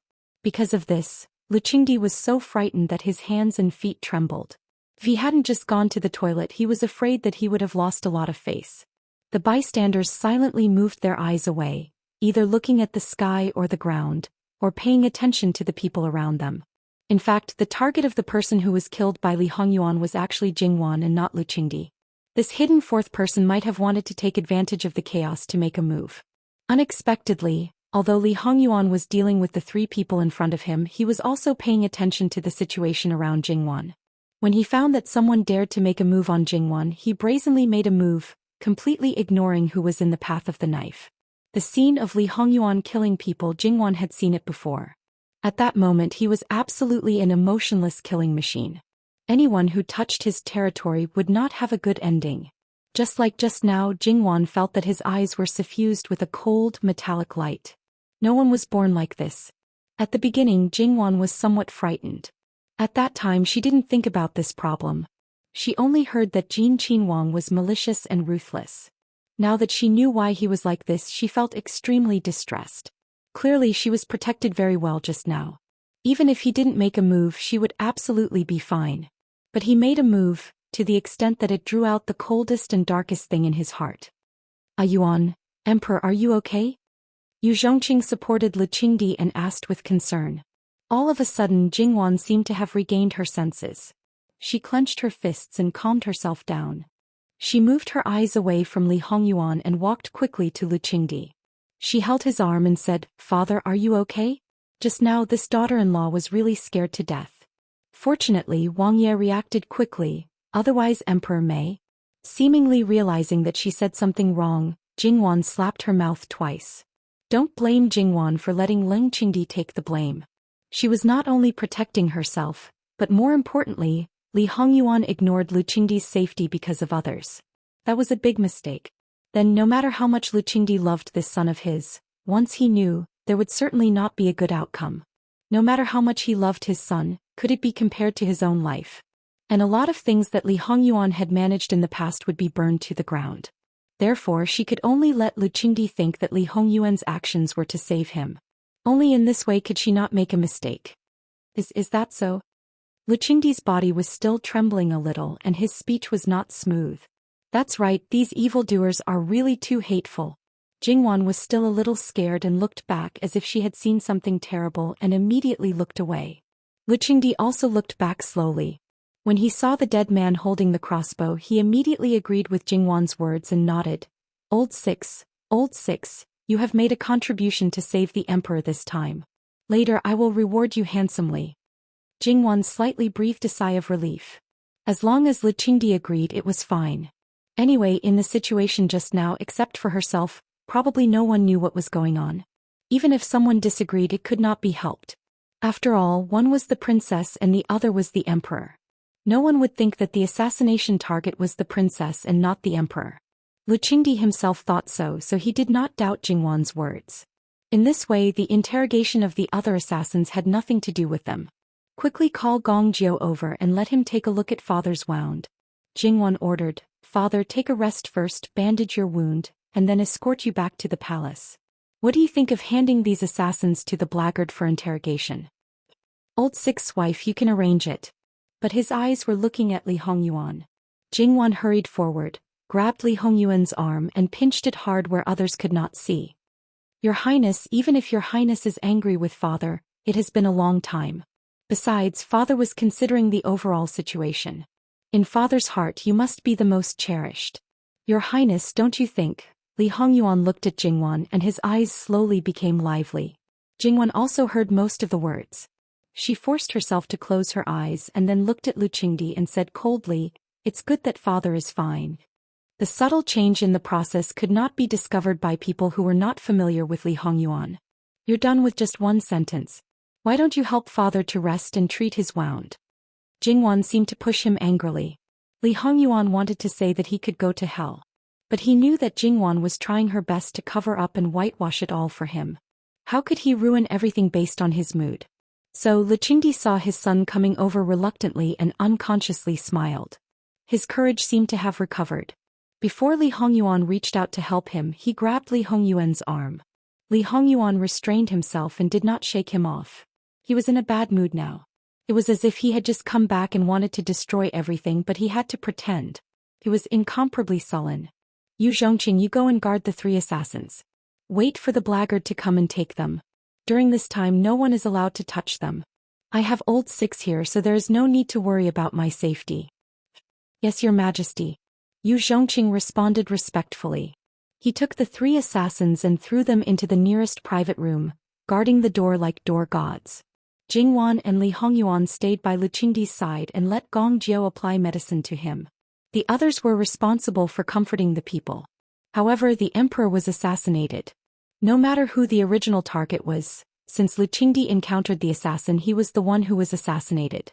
Naturally, the manor had to be temporarily sealed off. However, after such a thing happened, it was obvious that people were also in a state of panic. So many people had to be arranged to ask Lu Qingdi about it. Since the assassins have been caught and killed, they should do what they should do. I'm still here. What's there to be afraid of? Lu Qingdi was tough at this moment, as if he had completely forgotten who was the one who was scared to death before. Your Highness, is the feng shui of our horse farm not good? This time there are always problems. Jingwan muttered to Li Hongyuan as if complaining. The bad thing is the human heart. It has nothing to do with feng shui. Li Hongyuan glanced at Jingwan lightly. Jingwan pursed her lips and stopped talking. It was just that the speaker didn't mean it, but the listener took it seriously.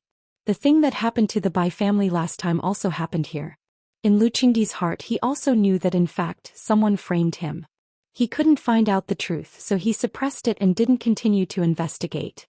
Then this time, who would dare to directly make a move against him? Could it be that the assassination attempt was also fake but another trap? Of course, it would be even better if he could really die. Lu Qingdi clenched his back teeth. This time he must find out the truth and not let it go. Therefore, this was the fundamental difference between a threat to his life and not. Previously, even if he knew that Li Hongyuan was framed, he still thought that it was fine if he couldn't find out the truth. But now he must find out the truth. If he really found out the truth, he probably wouldn't be lenient. Lu Qingdi's injury was not serious. There was only a long but not deep wound. Because of the poison, he would be in danger after a certain period of time. Fortunately, it was not difficult for Gongjio. After detoxifying the poison, he would be fine after taking a few more doses of medicine. It was not a big problem. Li Hongyuan proposed to send Lu Qingdi back, but Lu Qingdi was calm. Since I'm here to watch the horse race, how can I leave without watching a single race? He waved his hand and sat there to watch the horse race. He wanted to personally experience the warm atmosphere of being sought after. It's improper to shout and shout, Lu Qingdi said, but his eyes gradually became excited. Jingwan and Li Hongyuan sat behind. They looked at each other and didn't say anything. This was nothing. The influence of the assassination had weakened a lot. Li Hongyuan seemed to be bored and played with Jingwan's fingers. He didn't care whether Lu Qingdi would suddenly turn around and see it or not. Jingwan struggled a few times but couldn't break free. She could only let him be. The blackguard came quickly. Lu Qingdi didn't give the order to keep it a secret. So soon everyone who should know knew. Lu Qingdi trusted the blackguard the most. Since they said they would escort him back, Lu Qingdi naturally wouldn't say anything. Li Hongyuan wanted to go back with him, but Lu Qingdi refused. If the assassination hadn't happened, he would be happy to cultivate his son's feelings. Now he didn't have time. It was more important to deal with the matter first. You can go to the palace to see me in a few days. You haven't been there for a long time. Li Hongyuan responded indifferently. As soon as they left, Li Hongyuan no longer concealed his emotions. His entire being seemed to be shrouded in a vicious aura, looking quite terrifying. It was no wonder that he was so angry. Someone dared to attack Jingwan under his nose. It was already his limit to not chop that person into minced meat. It was enough to show that he still had some control over killing people in front of others. Otherwise, with his current appearance, no matter how blind Lu Qingdi was, he would still have some doubts. Jingwan had no choice but to be patient and appease him. Others couldn't get close to him at all. When Li Hongyuan calmed down, the day's competition was all over. Jingwan knew that Li Hongyuan was not normal, but this was mostly caused by psychological factors. She asked Gongjio if it was possible to use drugs to control it. According to Gongjio, other people might be able to, but on Li Hongyuan, it wouldn't have any effect. Moreover, this kind of emotion couldn't be completely let out. It couldn't be completely suppressed by perseverance. It was appropriate to vent, and at the same time to vent one must know how to control it. As for the degree of recovery, they didn't even know the source. Naturally, there was no way to talk about it. Jingwan knew. Obviously, it could only be done slowly. When her death was over, when everything was settled, when he slowly let go of the knot in his heart, it would probably be fine. Wang Fei, why don't we sort out the people in the manor? Sorting them out naturally needs to be done, but it can only be done for show. We can't clean them all up. Jin Qinhuang's residence and manor were like iron buckets. It would be strange if it didn't arouse suspicion. Therefore the horse farm was like a sieve. It was completely the result of them letting it go. But there were too many loopholes and there would always be mistakes from time to time. It was really annoying. In this kind of situation, the shadow guards and imperial bodyguards of Jin Qinhuang's residence were quite dissatisfied. However, if everything was cleaned up, it would obviously be more troublesome. Moreover, it would be a big trouble. In contrast, it might be better to maintain the status quo. Although they weren't afraid of something, if nothing happened, it would naturally be more relaxed. As the saying goes, don't be afraid of trouble, dislike trouble. But at this time they didn't need to sort it out. Lu Qingdi was assassinated in the manor, and it was someone in the horse farm. Of course, everyone in the manor was within the scope of investigation. Because of Li Hongyuan's indulgence, the blackguard would definitely be able to find a lot of good information this time. In this way, the master behind these people wouldn't be able to blame Li Hongyuan. But who was the assassination target this time? Was it really Jingwan? The person bumped into Lu Qingdi and was taken away by the blackguard.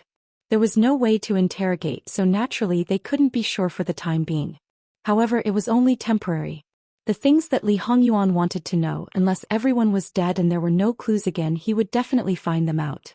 After a preliminary investigation, the blackguard had already found a lot of problematic people and then directly reported to Lu Qingdi. After Lu Qingdi saw it, he felt sorry for his son. With a wave of his hand, he sent people over. These problematic people were all returned to their original masters as a warning. At the same time, Lu Qingdi also sent people to pass a message to Li Hongyuan. Those who were not pleasing to the eye, they should all be pulled out. Ben Wang has nothing to hide. As long as they work for Ben Wang obediently, Ben Wang doesn't care about their origin. These words were brought back to Lu Qingdi as they were. Lu Qingdi felt sorry and sad again. In his opinion, Li Hongyuan was really a good son. There were many things that could prove this point. For example, the antidote that Gongju gave him. After he returned to the palace, he asked the imperial doctor about it. In fact, it was just a sedative. Obviously, it was because he was frightened. His son was so considerate that he didn't publicize it at all, saving his face. The misunderstanding was getting deeper and deeper. If Lu Qingdi fully knew the truth in the future, what kind of expression would he have? She was really looking forward to it. Where does the emperor get the confidence that there are no spies among the people he sent? Or are his own spies not spies? Jingwan felt that Lu Qingdi sometimes seemed to be a little self-confident. He thought that he had full control over his court harem and the entire country. Sometimes he clearly felt something, but when he looked back he seemed to forget it. It was as if everything had returned to his hands. Was he deceiving himself, or was it that even so, it didn't matter as long as he still had absolute control over all his son's glory and wealth? Not to mention other things, there was a problem with the eunuchs around him. It would have been better if they didn't investigate. After this investigation, more than one person revealed that he left the palace in disguise. Not to mention how many third parties knew about it in a short period of time. Except for the chief steward who had always been by his side, the others were all sent to the Department of Cautious Punishment and died without surviving the torture. It was already like this. Did he still think that the people he sent to his sons were good? The blackguard's interrogation originally thought that the results would be out quickly. However, they underestimated the tough bones of these few assassins. The blackguard's torture instruments that made people tremble with fear were used on them, but they still couldn't make them speak. Moreover, they died in there after only 2 days. It wasn't that they couldn't survive the torture, but they were poisoned to death. Obviously, there was a loophole in the blackguard. Could be imagined how furious Lu Qingdi was. He had always regarded the blackguard as the sharpest sword in his hand, and he had absolute control over it, ordering it as he wished. However, reality slapped him hard in the face. Investigate, investigate, investigate thoroughly. Other than this, Lu Qingdi probably couldn't say anything else. In this way, the originally majestic blackguard was also covered in dirt. The only one who wasn't affected was probably Li Suyen. The commander of the blackguard originally knew that Li Suyen would take over his position. He had always handed over everything to Li Suyen. He was also happy and relaxed. Although there wouldn't be any merit, he wouldn't offend more people. Who knew that this time, Lu Qingdi specifically handed over the matter to him. Well, when something happened, he was directly scolded by Lu Qingdi like a dog. Li Suyen had dealt with many big and small matters. He had always been fine. In the end, when it came to him, something went wrong. How tragic. The problem now was that the few people guarding the assassins were also dead. The clues were naturally cut off. There were so many people in the blackguard. It was impossible to interrogate them one by one. If that was the case, not only would the blackguard's prestige be ruined, they wouldn't be able to do anything. Lu Qingdi only wanted results. Would he listen to such an explanation? If that was the case, the commander of the blackguard would probably lose his integrity in his later years. He would have to go to the blackguard's prison himself. The commander of the blackguard wiped his face and looked at Li Suyen with a slightly cold gaze. It was absolutely impossible to say that he didn't have any opinions about this subordinate. No one was still fine. The position under their buttocks had already been reserved by someone else. In order to smoothly get the position, they had to make way and pave the way for him. No matter how much joy and hardship, it couldn't erase the resentment and unwillingness in their hearts.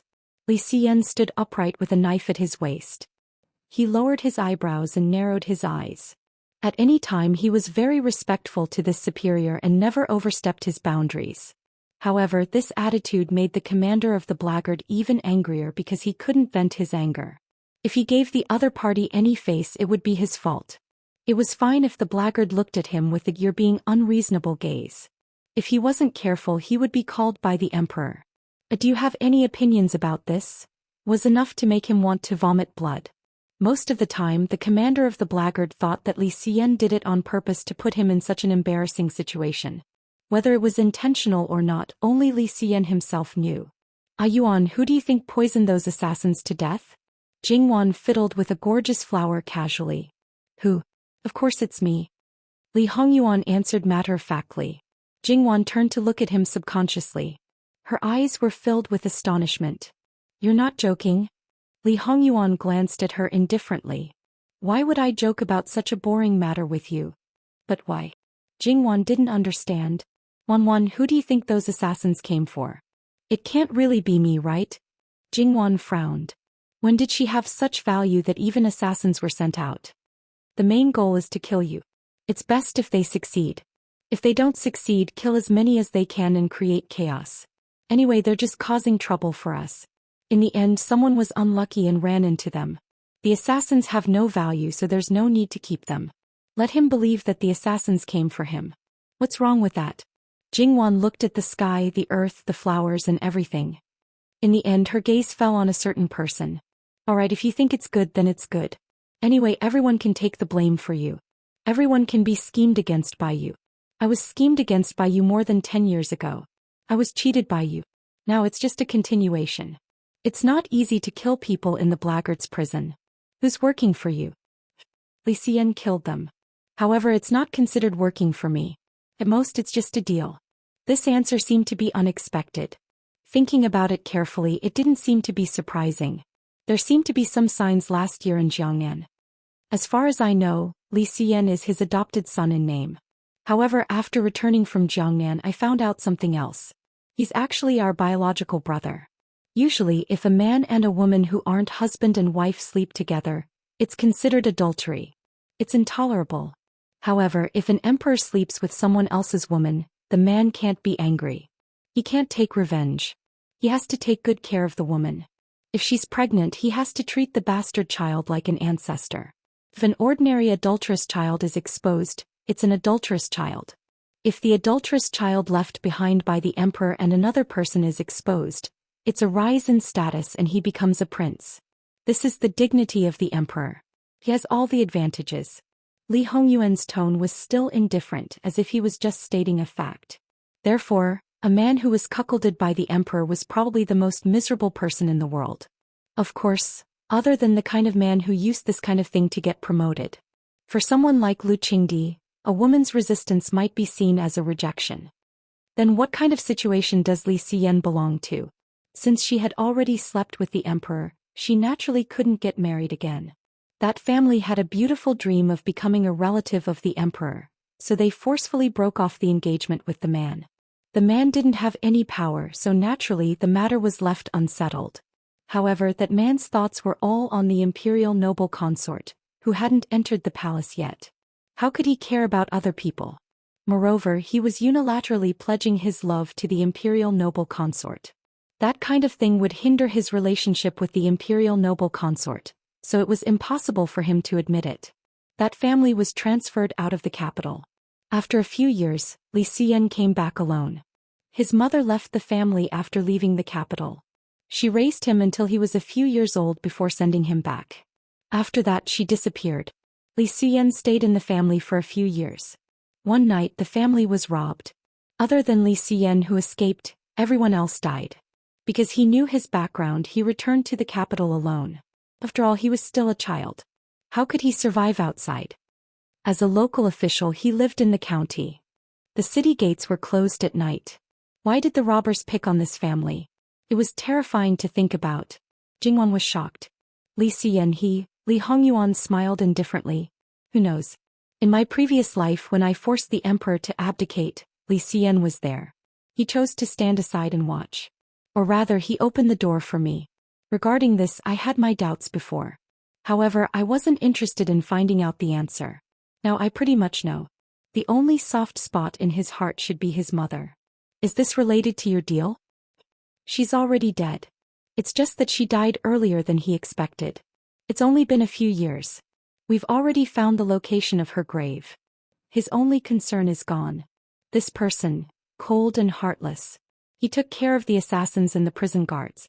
Those people, to a certain extent, were his brothers who went through fire and water with him. If he didn't kill them, they probably wouldn't give him up. On the contrary, if he wanted to, he could even help them clear their names. But he used the most cold-blooded and violent method.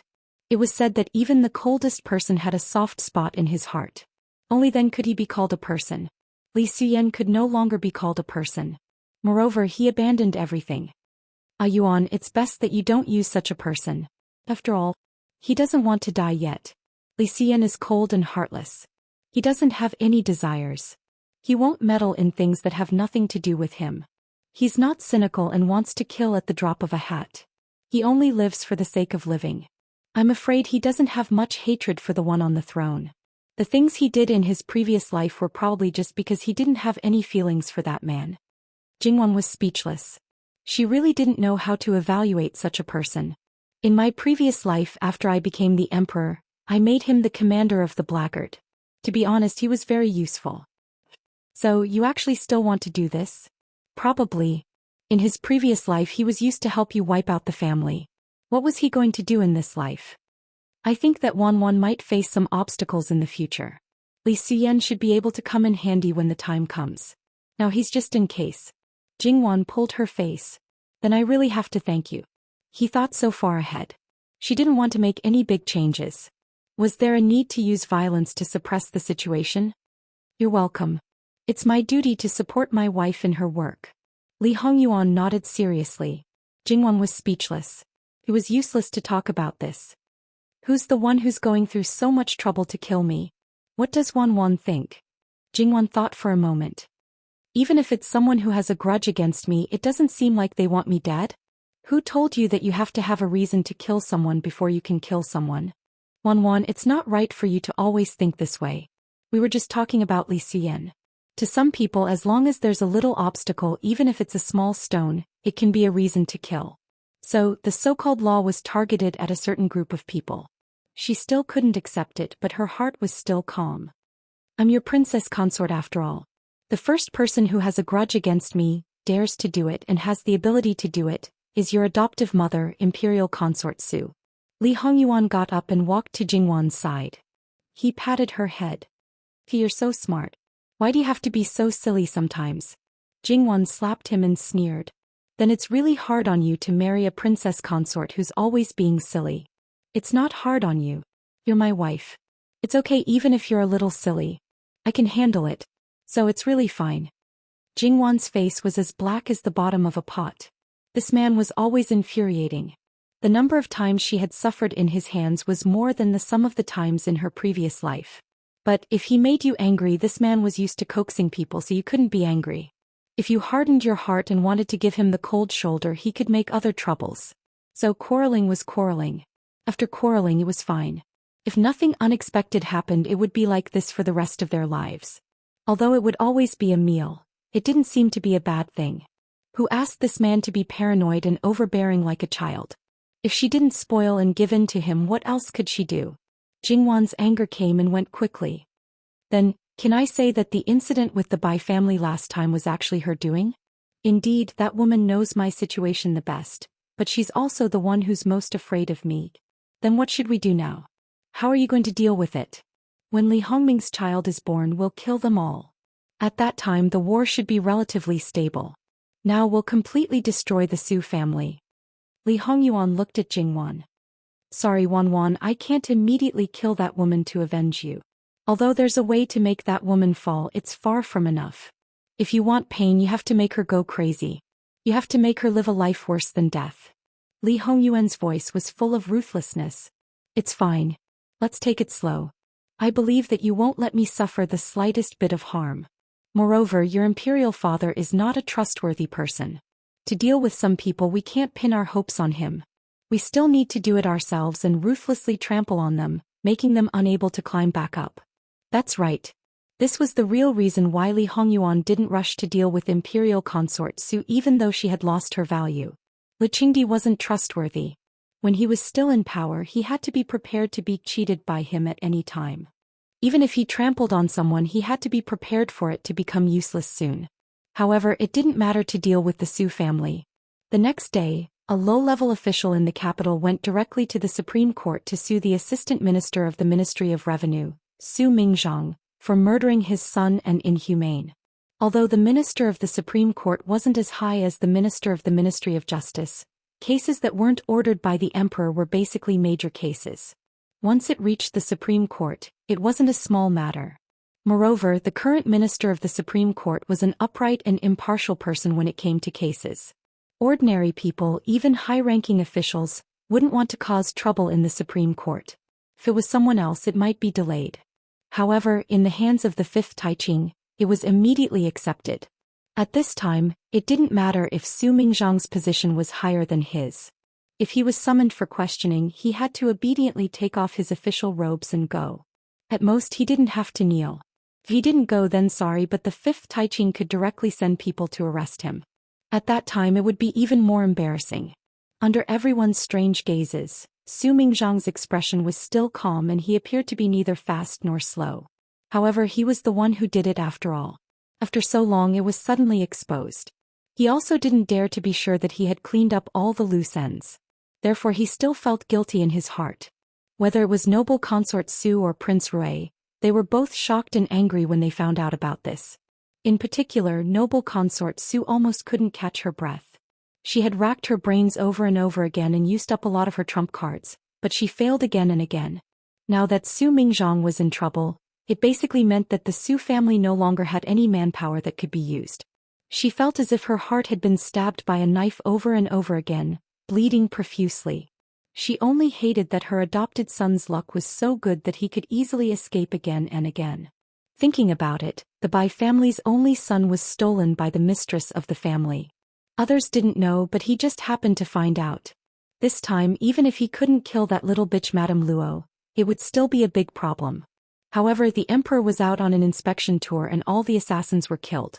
She was believed to have assassinated the emperor and lost many of her men. It could only be described as lucky. In fact, if it were anyone else, they would think that Li Hongyuan was lucky and not prepared for a rainy day. After all, rebirth was something that few people would think of if they didn't personally encounter it. Even so, noble consort Su still had a strong sense of uneasiness. It was as if she was being held in the hand of an invisible hand that blocked and hindered her every move. Noble consort Su's health was actually getting worse. In the past 6 months, more than half of her hair had turned white and was falling out very badly. Many of her hair buns couldn't be combed anymore. The reason why it couldn't be seen was because she dyed it every day and used a lot of filler every time. Someone go get Prince Rui. Noble consort Su held the teacup and wanted to take a sip, but her hands trembled so much that the lid of the teacup clanked against the cup. She hurriedly put down the cup and clenched her hands tightly, hiding them in her sleeves. She didn't want anyone to see. She didn't want to admit that she had aged so much. However, she could hide her situation from others, but how could she hide it from the people around her? The palace servants who served her were very distressed. But now that the Jade Essence Palace no longer favored her and noble consort Su's temper was getting worse and worse, they didn't dare to say anything. After all, the words of a lowly person didn't carry much weight. One wrong move and they might even lose their lives. Prince Rui came very openly.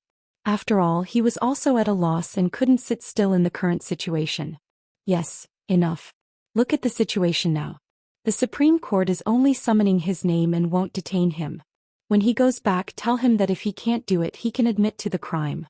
However, he can't prove that he took the initiative to kill someone and that it was someone else who set him up. But mother, even so, I'm afraid that he still can't keep his official position. The related people have already been dealt with. It shouldn't be, there's no such thing as shouldn't be. At the beginning, we suspected that everything wasn't just the result of that woman's revenge. Now that the matter has been uncovered, it's obvious that this point has been confirmed. Since someone deliberately set him up, there must be evidence. It's impossible for it to be dealt with by you. In addition, the matter of you helping to clean up the mess can't be exposed. When the time comes, we'll do our best to reduce his crime. Mother, in this case, won't the outer family. When you sit in that position, it's just a matter of saying a word to reverse the case. If you get involved, then it's really hopeless. The emperor won't do anything to you, but he will be strict with your name. Tell them clearly that at this time they should be sober and don't be muddle-headed. Even if she was really old, noble consort Su was still very clear-headed. https://11/11/11807/126298080.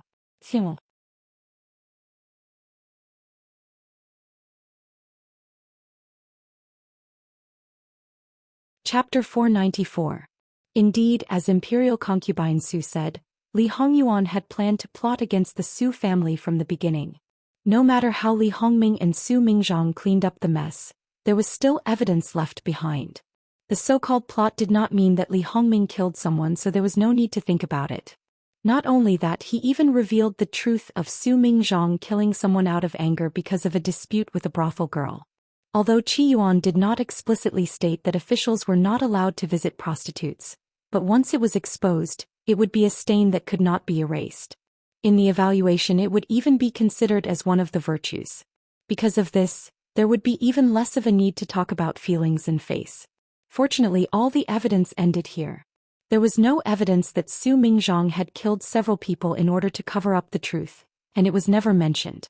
Prince Rui tried his best to persuade Li Qingdi, but Li Qingdi did not even banish him, let alone pay with his life. Naturally, some people were satisfied with such a verdict, but some people were very dissatisfied. On the second day after the verdict was issued, the mother of the deceased killed herself in front of the palace gate and left a blood letter. In the bloody letter, she described the Su family's immoral cruelty. She described how tragic it was when her son's body was found. She described how her family had been searching for the murderer like headless flies for months because of the grief of losing her son. She accused the Tian family of being unfair and protecting the murderer. It could be said that she cried tears of blood with every word. At the end of the bloody letter, she left the words, "Return my son," which made people's hearts ache. This time it could be said that a hornet's nest was poked. Especially in the various academies, it seemed that because of someone's instigation, it caused all kinds of anger. Because Su Mingzhang also graduated from the imperial examination and became famous at a young age, he was once regarded as a role model by countless scholars and was quite respected. Now, the amount of respect they had was 10 times more than before. Because Su Mingzhang had climbed up the ranks too quickly these years, he was already the left assistant minister of the Ministry of Revenue in his 30s, which attracted the jealousy of many people. Now they were adding insult to injury and fanning the flames.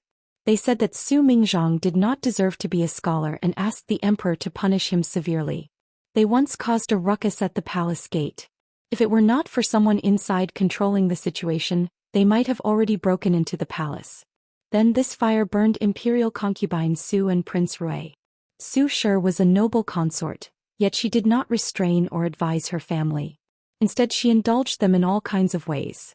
She was not worthy of sitting in this position.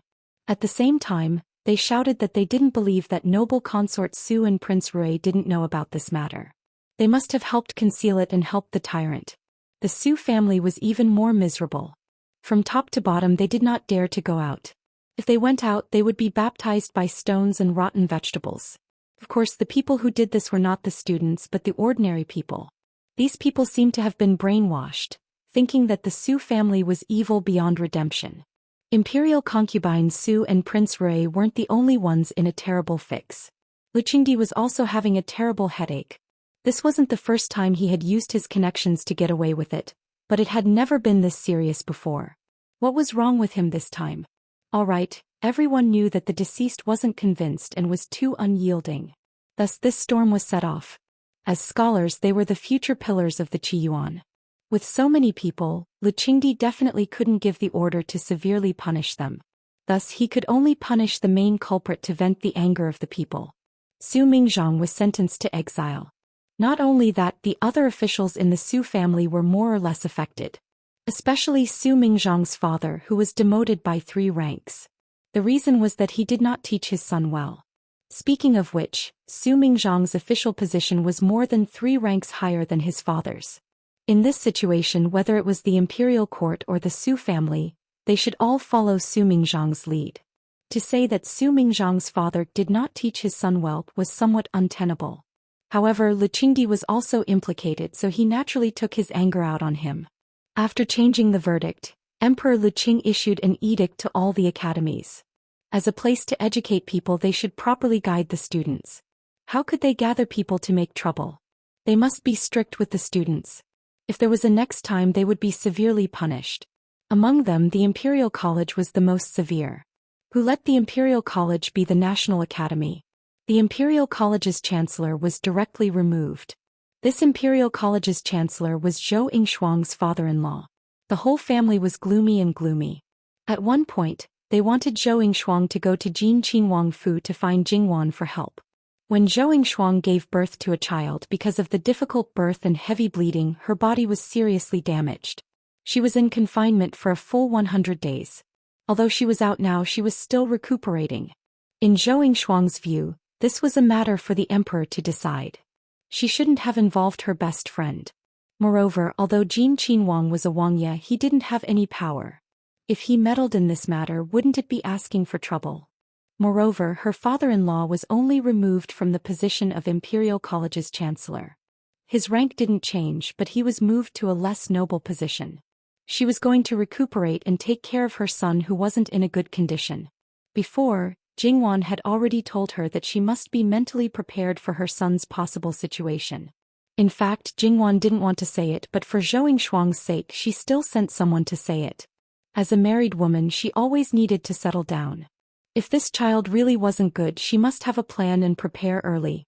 Later, when others saw and pointed at her, she wouldn't feel so bad. Moreover, if she wanted to give birth to another child, she must recuperate well. If the child wasn't good and she didn't know the reason, she would frown and feel depressed. How could she recuperate well? In fact, it could be seen now that the child really wasn't good. Of course, it wasn't as bad as expected. However, it wasn't only for Zhou Yingshuang herself. If she wanted this child to have a better future, it was necessary for him to have a biological brother. This was decided by the surrounding background and no one could do anything about it. Zhou Yingshuang wasn't a heartless person. No matter how bad her son was, he was still a piece of meat that fell from her body. She would do her best to raise him. Therefore, right now she just needed to recuperate. Taking care of the child was the most important thing. Everything else had to stand aside. Although her mother-in-law and the others were angry, they didn't dare to do anything. At most, they just gave a cold face. At this time, the situation took a turn for the better. All the students jointly wrote a letter, sincerely remorseful, hoping that the emperor would be lenient. Lu Qingdi wasn't unreasonable.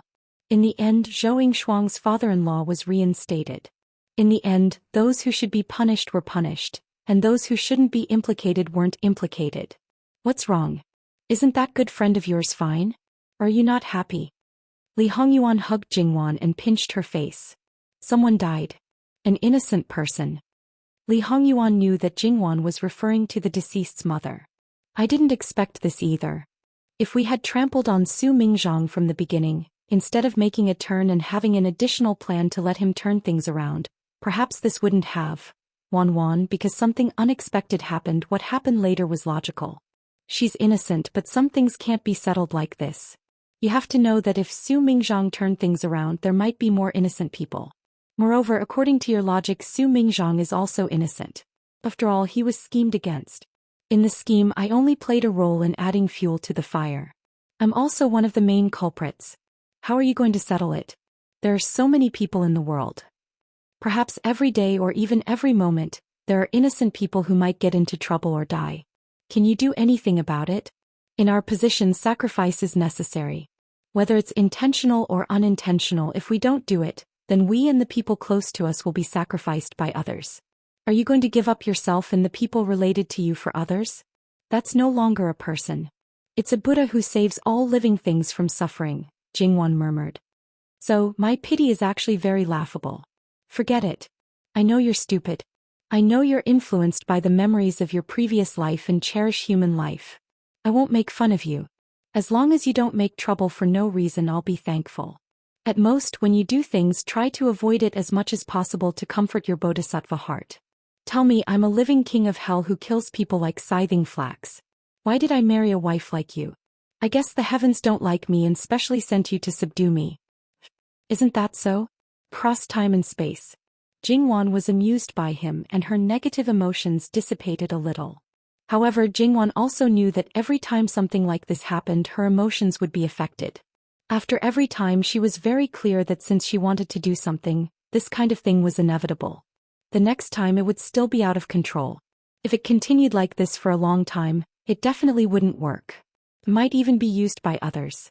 At that time, if she was completely affected by her emotions, then unpredictable things might happen. For example, someone used this to destroy their relationship. Once they were separated, there might be a loophole that could be exploited and used to threaten him. According to how much he valued her, the consequences were unimaginable. Jingwan's heart trembled. For this man, she had to abandon this point. She wouldn't take the initiative to harm him, but she could also calm down and control herself when it happened. Yuan, the Ministry of Justice should have all kinds of files, especially cases where people died. Can you bring some back for me to see? Li Hongyuan immediately understood Jingwan's intention. Are you sure? I'm sure. Jingwan nodded very decisively. Although he felt that it didn't matter if Jingwan was soft-hearted, it didn't matter if she changed. Moreover, her original heart wouldn't change no matter how many files she read. For example, she could be spoiled to the point of being delicate, but she would never be spoiled. Therefore, Li Hongyuan didn't stop her. Moreover, it was good that his wife had less pity. Otherwise, he would need to comfort her every time she encountered something. He would also feel tired. Well, he could only think about this in his heart. If his wife knew, she would definitely be angry again. Alas, pampering his wife was also a skill. Once Jingwan made up her mind to do something, she wouldn't give up easily. All the local homicide cases would be gathered at the Ministry of Justice, and the Ministry of Justice would make the final judgment. Therefore, the number of homicide case files accumulated over the years in the Ministry of Justice was definitely beyond imagination. Jin Qinhuang inexplicably came to the Ministry of Justice to ask for the homicide case files, causing everyone in the Ministry of Justice to tremble in fear. What kind of trouble was this? Speaking of which, it was just some files, and it was just ordinary homicide case files. It wasn't some sealed confidential file. To be honest, as long as there was a little connection, they could basically take a look at these files. It was just that the average person wouldn't be as open and aboveboard as Li Hongyuan. And for people who weren't ordinary like him, no one would be interested in flipping through these files. If the King of Hell wanted it, would they dare to not give it? Definitely not. The Minister of Justice hurriedly gave the order. As a result, piles and piles of files were carried out. Li Hongyuan's face was a bit dark. Did these people know how to do things? What did they want to do by bringing out so many files? He expressionlessly glanced at them and turned to leave. The crowd was a bit confused. What was going on? How did they provoke this living ancestor? Muan smiled as he stepped forward and casually hugged a portion. These files are just for a look. There's no other meaning. I'll take a portion today. After I'm done, I'll come back for more. Don't worry, no matter how much I took, I'll definitely return it intact. With that said, the people in the Ministry of Justice had a bit of confidence in their hearts. However, the Minister of Justice was still not at ease. If something happened, he wouldn't be able to handle it. It was better to quickly report to the higher-ups. If it was Lu Qingdi, he would also find it strange. But there were too many things to do. How could he care about that? If he wants it, just give it to him. It's not a big deal. With Lu Qingdi's words, the Minister of Justice was relieved. No matter what happened, it wouldn't have anything to do with him. It's just that these people, probably no one would think that these things were only used by Jin Qinhuang Fei to train her courage. Therefore, things that could have been very simple because of unknown reasons and because it involved the living King of Hell, would always be endlessly imagined by people. Lu Qingdi also wanted to know, but he couldn't even send a person to ask. There was no other way. The people at his side were all from the Ministry of Internal Affairs. Firstly, there were many things that they hadn't learned, so he didn't like using them. Secondly, with the previous lesson, he basically didn't trust these people and wasn't allowed to serve them closely. It was also because of this that, as the head steward, he originally only needed to brush his presence in front of the emperor and ask for a trick at the appropriate time. But now there were many things that he needed to do, so he had to step out and hit the back of the head with his heel. In order to raise provisions, the Ministry of Revenue hated that they couldn't split each person in half. The low-ranking officials couldn't even go home at night, and the left assistant minister had a problem. The things that should have been done by him all fell on the Minister of Revenue and the right assistant minister's heads. These two people also didn't need to think about going home. And the position of the left assistant minister of Revenue was also very important. It was also a lucrative position that countless people coveted. Even at this juncture, there were many people fighting openly and secretly for this position, especially Prince Rui, who had suffered heavy losses. He was even more determined to get this position. But how could the others let it go so easily? Especially the princes who had been conferred the title of prince. They had long been unwilling to rely on those in front of them. The power in their hands couldn't support their growing ambitions.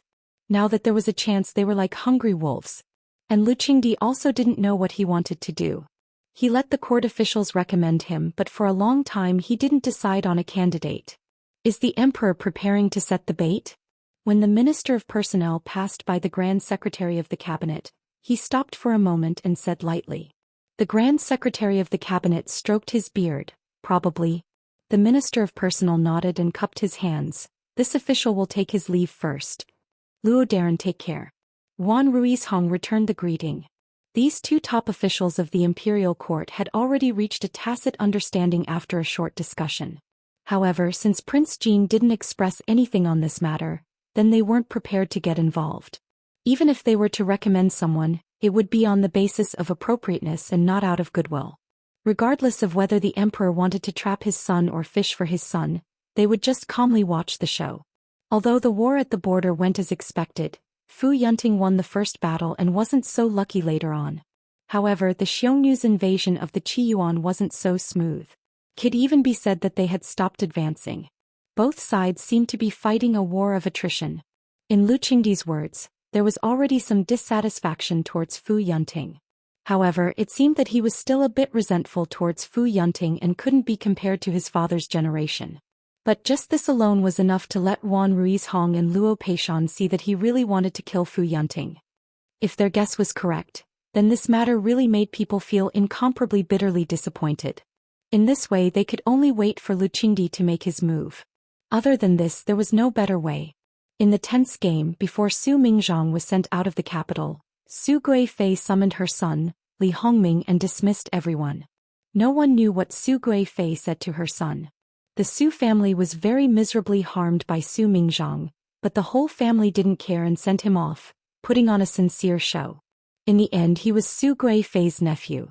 The people escorting him didn't dare to treat him harshly. In addition, with Prince Rui's help, the journey was relatively good.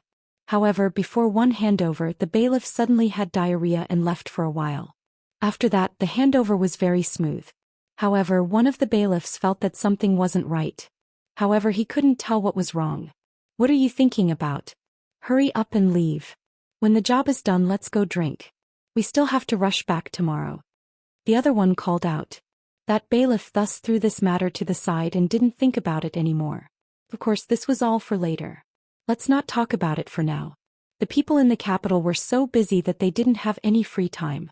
They were so idle that they were about to go moldy. However, they could only go step by step. May passed and June arrived. Because of the war and important festivals, Lu Qingdi didn't participate. Naturally, there was no hope of going to the summer palace. However, only a few people could go to the summer palace. Most people were still used to the capital's extreme heat. Li Hongyuan never wronged his own people, let alone his wife. He directly moved to the country estate. This time he didn't even ask for Lu Qingdi's permission. Since they couldn't go to the summer palace, many people naturally did this. Because the other princes' families only went there, they didn't need to ask for Lu Qingdi's permission. Li Hongyuan's two country estates were adjacent to each other. The one they lived in basically didn't receive outsiders, including the family members of their brothers. There weren't many people who could confidently go to the country estate without worrying about being disliked. Most people knew their place and didn't ask for trouble so as not to lose face. However, the other country estate was open. Although it wasn't the day for horse racing, the leisure area was quite pleasant. It was really a good place to have fun during the summer palace.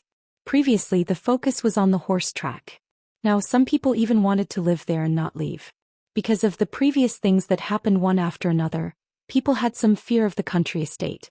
At this time they didn't care so much. In this way, not only did the people from the nearby villages come over all day long, many men, women, old and young in the capital also came over when they had free time. No matter what age they were, they seemed to be able to find a way to entertain themselves. It took less than half a month for it to go from being cold and cheerless in the beginning to being a boiling cauldron of voices. Even Jingwan was a little surprised by such a grand occasion. And the flourishing popularity naturally brought about rolling in money. It was not an exaggeration to say that it made a lot of money every day. The daily income might not be as much as the horse race, but in a month's time, The net income was definitely several times more than the 3-horse races. So much money that Jingwan's liver trembled a little when she saw it. Li Hongyuan was a little surprised at first, but after that he was completely calm and even a little indifferent. This situation will only happen in these 2 or 3 months. After that, it will naturally die down. How much money can it make? And this is the only one of its kind. Once there are people who copy it in private, it will naturally be cold and cheerless. Jingwan smiled. Although the original purpose was for people to have fun, I didn't think of making much money. Money is actually not the most important thing. Of course, money is not the most important thing. After all, with the money in Wanwan's hands, even if you squander it for 10 lifetimes, can you squander it all? Jingwan lightly gave him a supercilious look. Squander it? Before the marriage you collected those precious stones, pearls and jade. You don't even need to dismantle the old ones to make new ones. I won't be able to use them all in several lifetimes. Things like rouge and face powder are all taken from Rouge Pavilion. What's left is the materials for cutting clothes.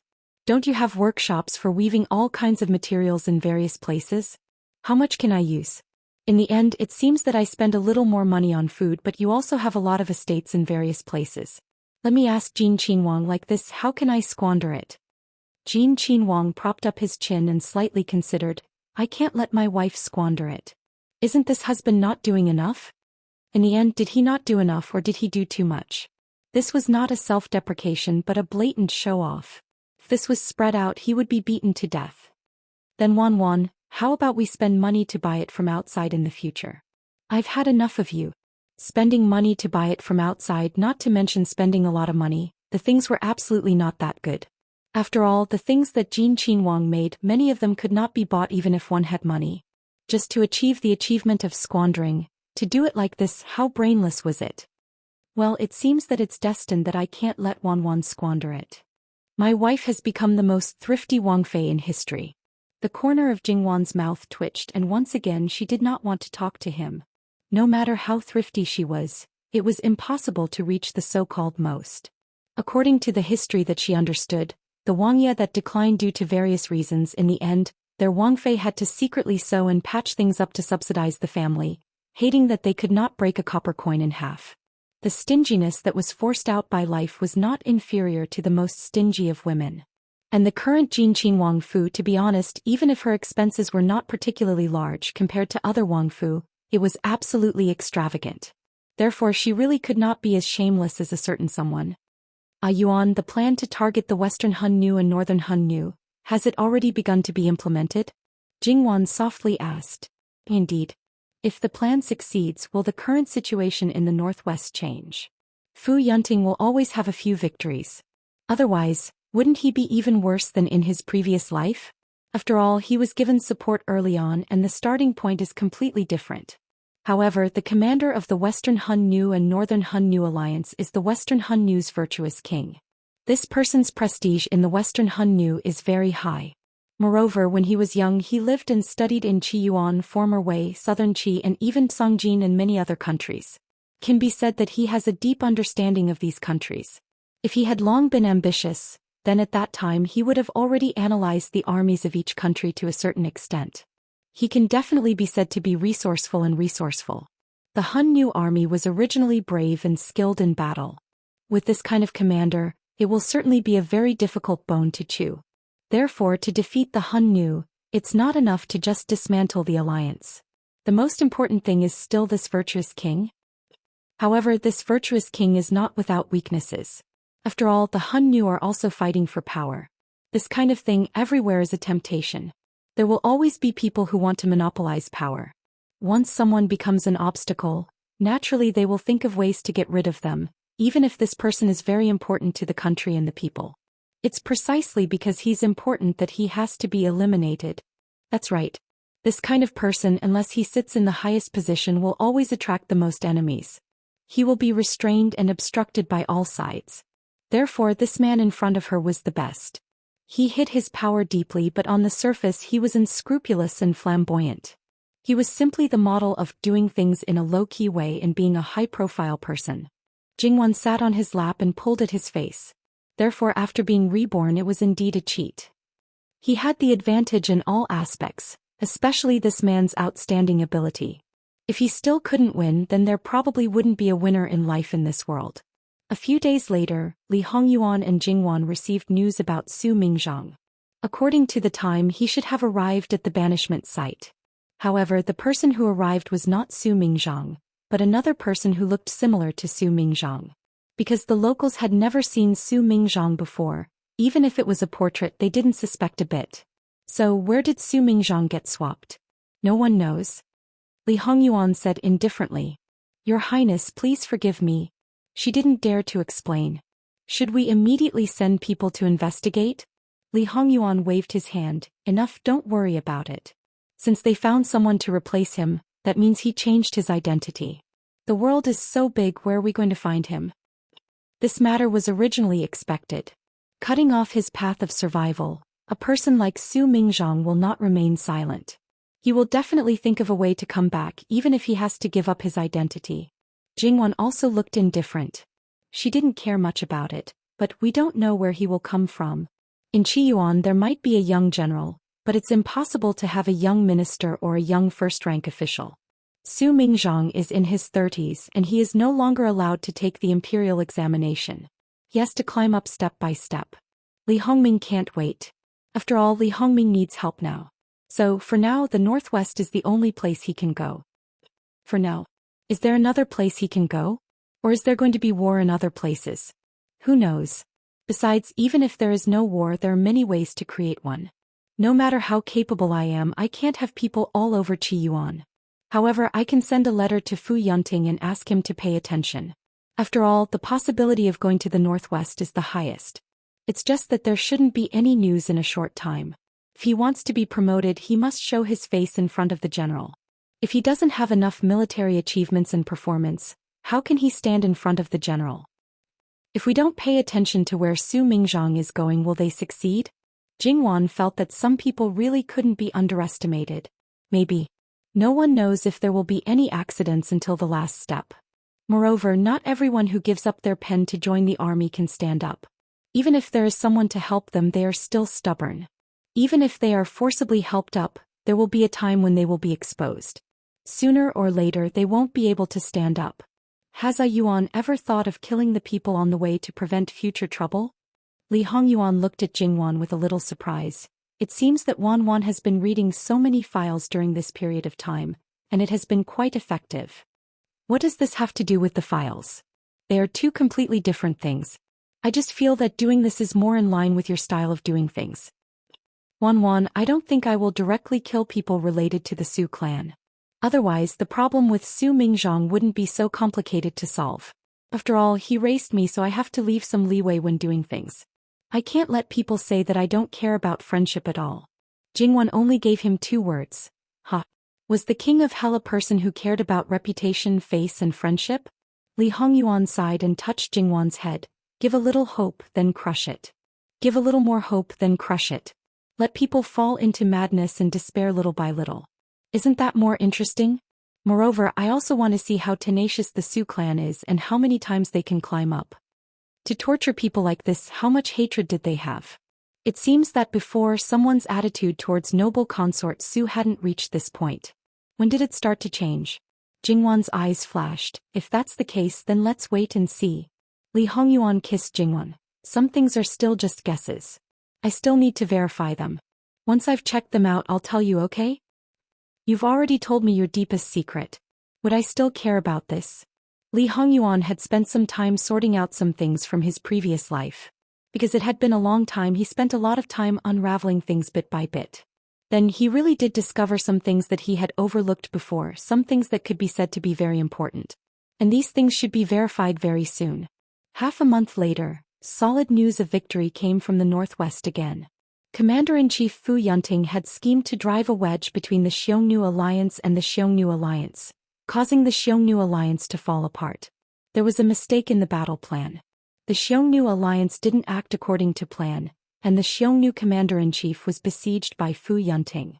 He was injured and fled in defeat. In one battle, tens of thousands of Xiongnu were wiped out and a prefecture was taken back. The imperial court was really happy for once. They sang praises to Lu Qingdi and Qiyuan. Luqingdi didn't need to think too much about what he was thinking. At least on the surface he had a stiff smile on his face which made people feel uncomfortable. Yuan Ruizhong and Luo Peishan lowered their eyes. Both of them said that they were old and dim-sighted. The weather was hot and beads of sweat could get into their eyes so they didn't see anything. The others continued to be happy, and continued to make things difficult for the emperor. This kind of joy didn't last long. The problem with some of the granaries was suddenly revealed. The granaries that were supposed to be mobilized were not filled with grain, but with sand and stones. The grain and fodder transported to the northwest would run out. The consumption of grain for 200,000 to 300,000 soldiers couldn't be underestimated. It was a huge amount every day. Moreover, they didn't eat as much as they wanted. Once the grain was cut off, the consequences would be unimaginable. No one could win a battle with an empty stomach. At this time such a thing happened. It was like a basin of ice water was poured over them in the middle of winter. Chilled them to the core. Only Yuan Ruizhong and Luo Peishan looked at each other. The emperor really took action. Although the grain and fodder was jointly handled by the Ministry of Revenue and the Ministry of War, the former was responsible for the collection and purchase, and the latter was responsible for the transportation. However, other people were not ignorant of this. It was reasonable to say that in this special period, there was a shortage of manpower. Other people had to make way for other things. However, from the beginning of the war, the people who were really busy were only the people of these two ministries. According to Luqingdi's words, everyone had their own duties. They couldn't put other matters of Qi Yuan aside because of the war. What he said seemed to be very reasonable and he seemed to be very confident about the war in the northwest. However, after thinking about it carefully, the Ministry of Revenue and the Ministry of War were so busy, and they barely managed to settle the matter of grain and fodder. After transferring some people from other places, how could they be busier than the Ministry of Revenue and the Ministry of War? Others didn't know, but Yuan Ruizhong and Luo Peishan got the news from Li Hongyuan. In fact, there were already clues about part of the empty granaries, but it was hidden. In fact, this matter had been reported to the emperor through the blackguard from the beginning. Luqingdi kept it a secret. They still hoped that the emperor was thinking about the overall situation. At this time it would do more harm than good to make the matter known. But now they were completely disappointed. The grain had to be thoroughly investigated, and the shortage of grain had to be found from other places. Later on, some of the grain could be transferred from the south, but it would be too late in the near future. They had to buy from the people. The grain merchants would make up the bulk, followed by the rich families. If they really couldn't do it, they would have to collect from the people. Someone had to do all these things and it had to be done quickly. However, Luqingdi absolutely didn't want things to be done quickly. The Ministry of Revenue definitely didn't have enough manpower. Then should they send people to help? In fact, everyone knew that this wasn't an easy task and it was easy to offend people. After all, grain was the lifeblood of the people. Luqingdi was angry that the courtiers didn't do anything at this critical time, but he didn't think so in his heart. After all, there were so many soldiers and he was conflicted in his heart. Prince Rui was once again called by his mother. The mother and son also whispered to each other. Not long after, Prince Rui played the music and became the emperor, willing to share his father's worries. Because of the matter of his sister, Princess Minxiang, Prince Rui didn't have a proper job until now. Luqingdi narrowed his eyes and looked at Prince Rui for a moment. Approved. Third brother, this matter is very important, but the people are the foundation of the country. You should do your best but don't act rashly. As father. The son understands.